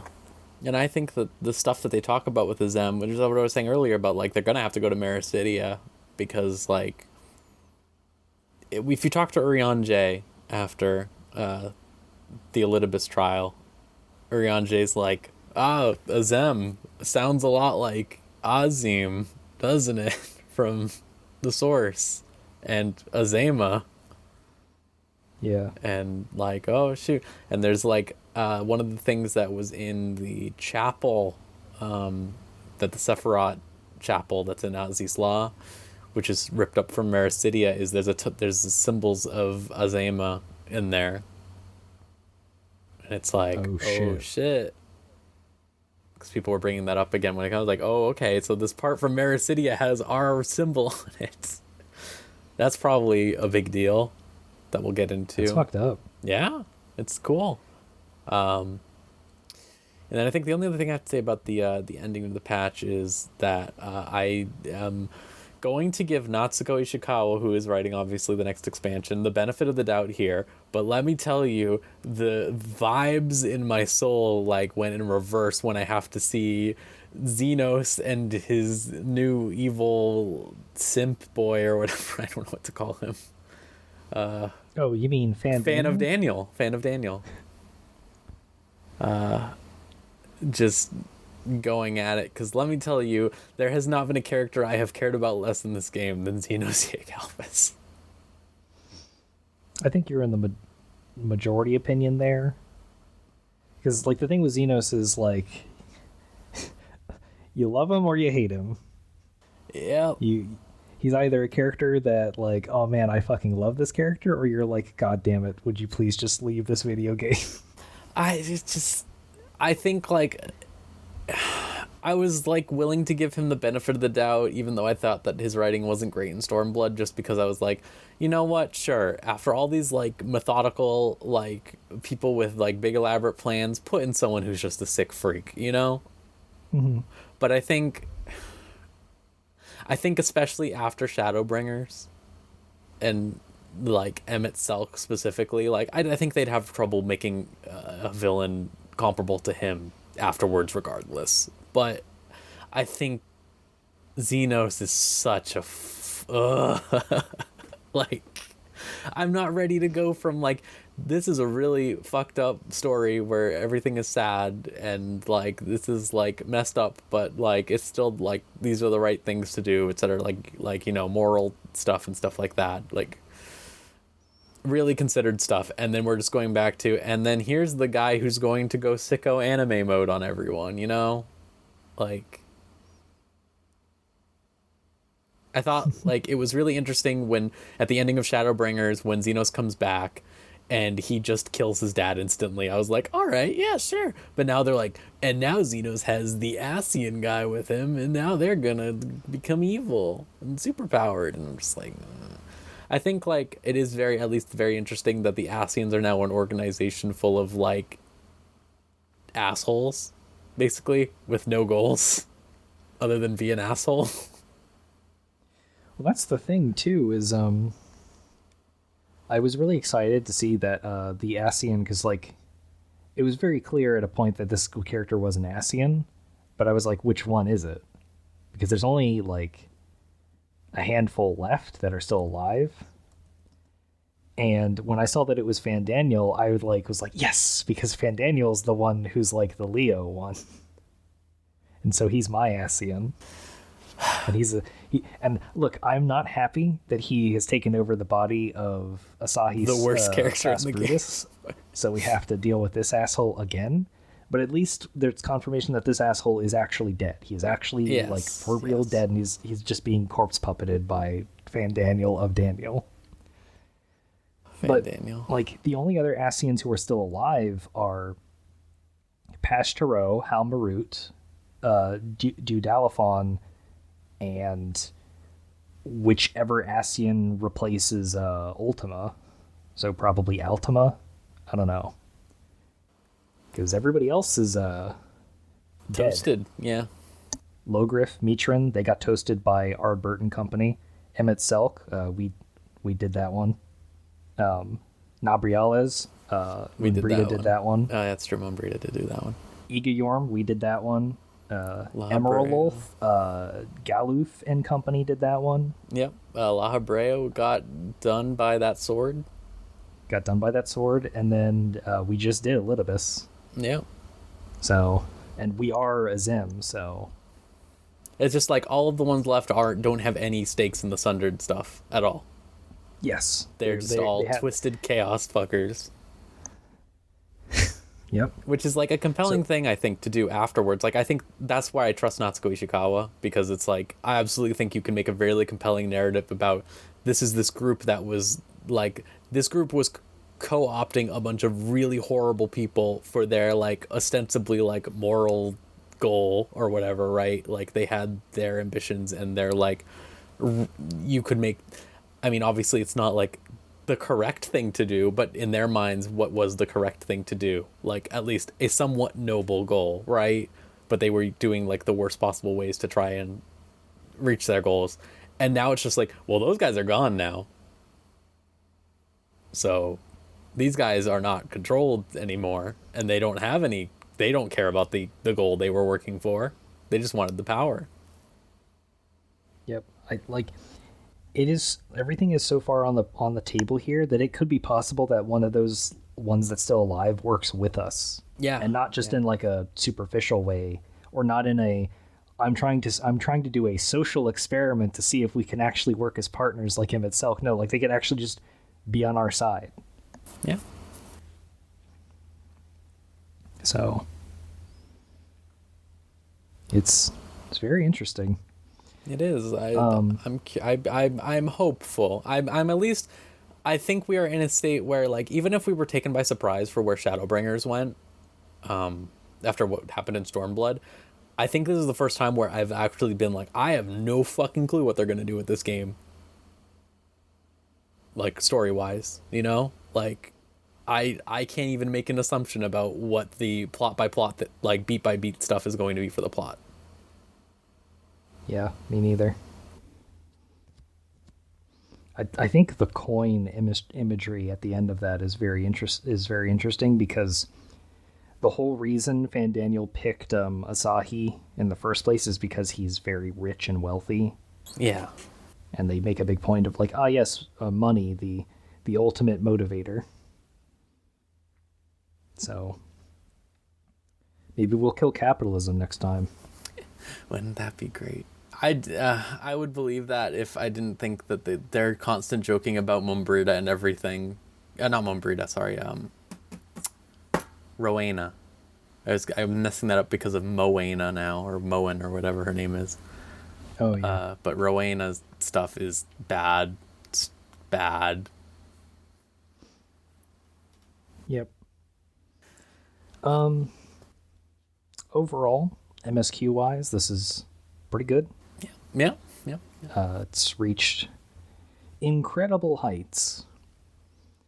And I think the decision to mirror a lot of things between Emmett Selk and Elidibus, especially towards their respective final fights, because I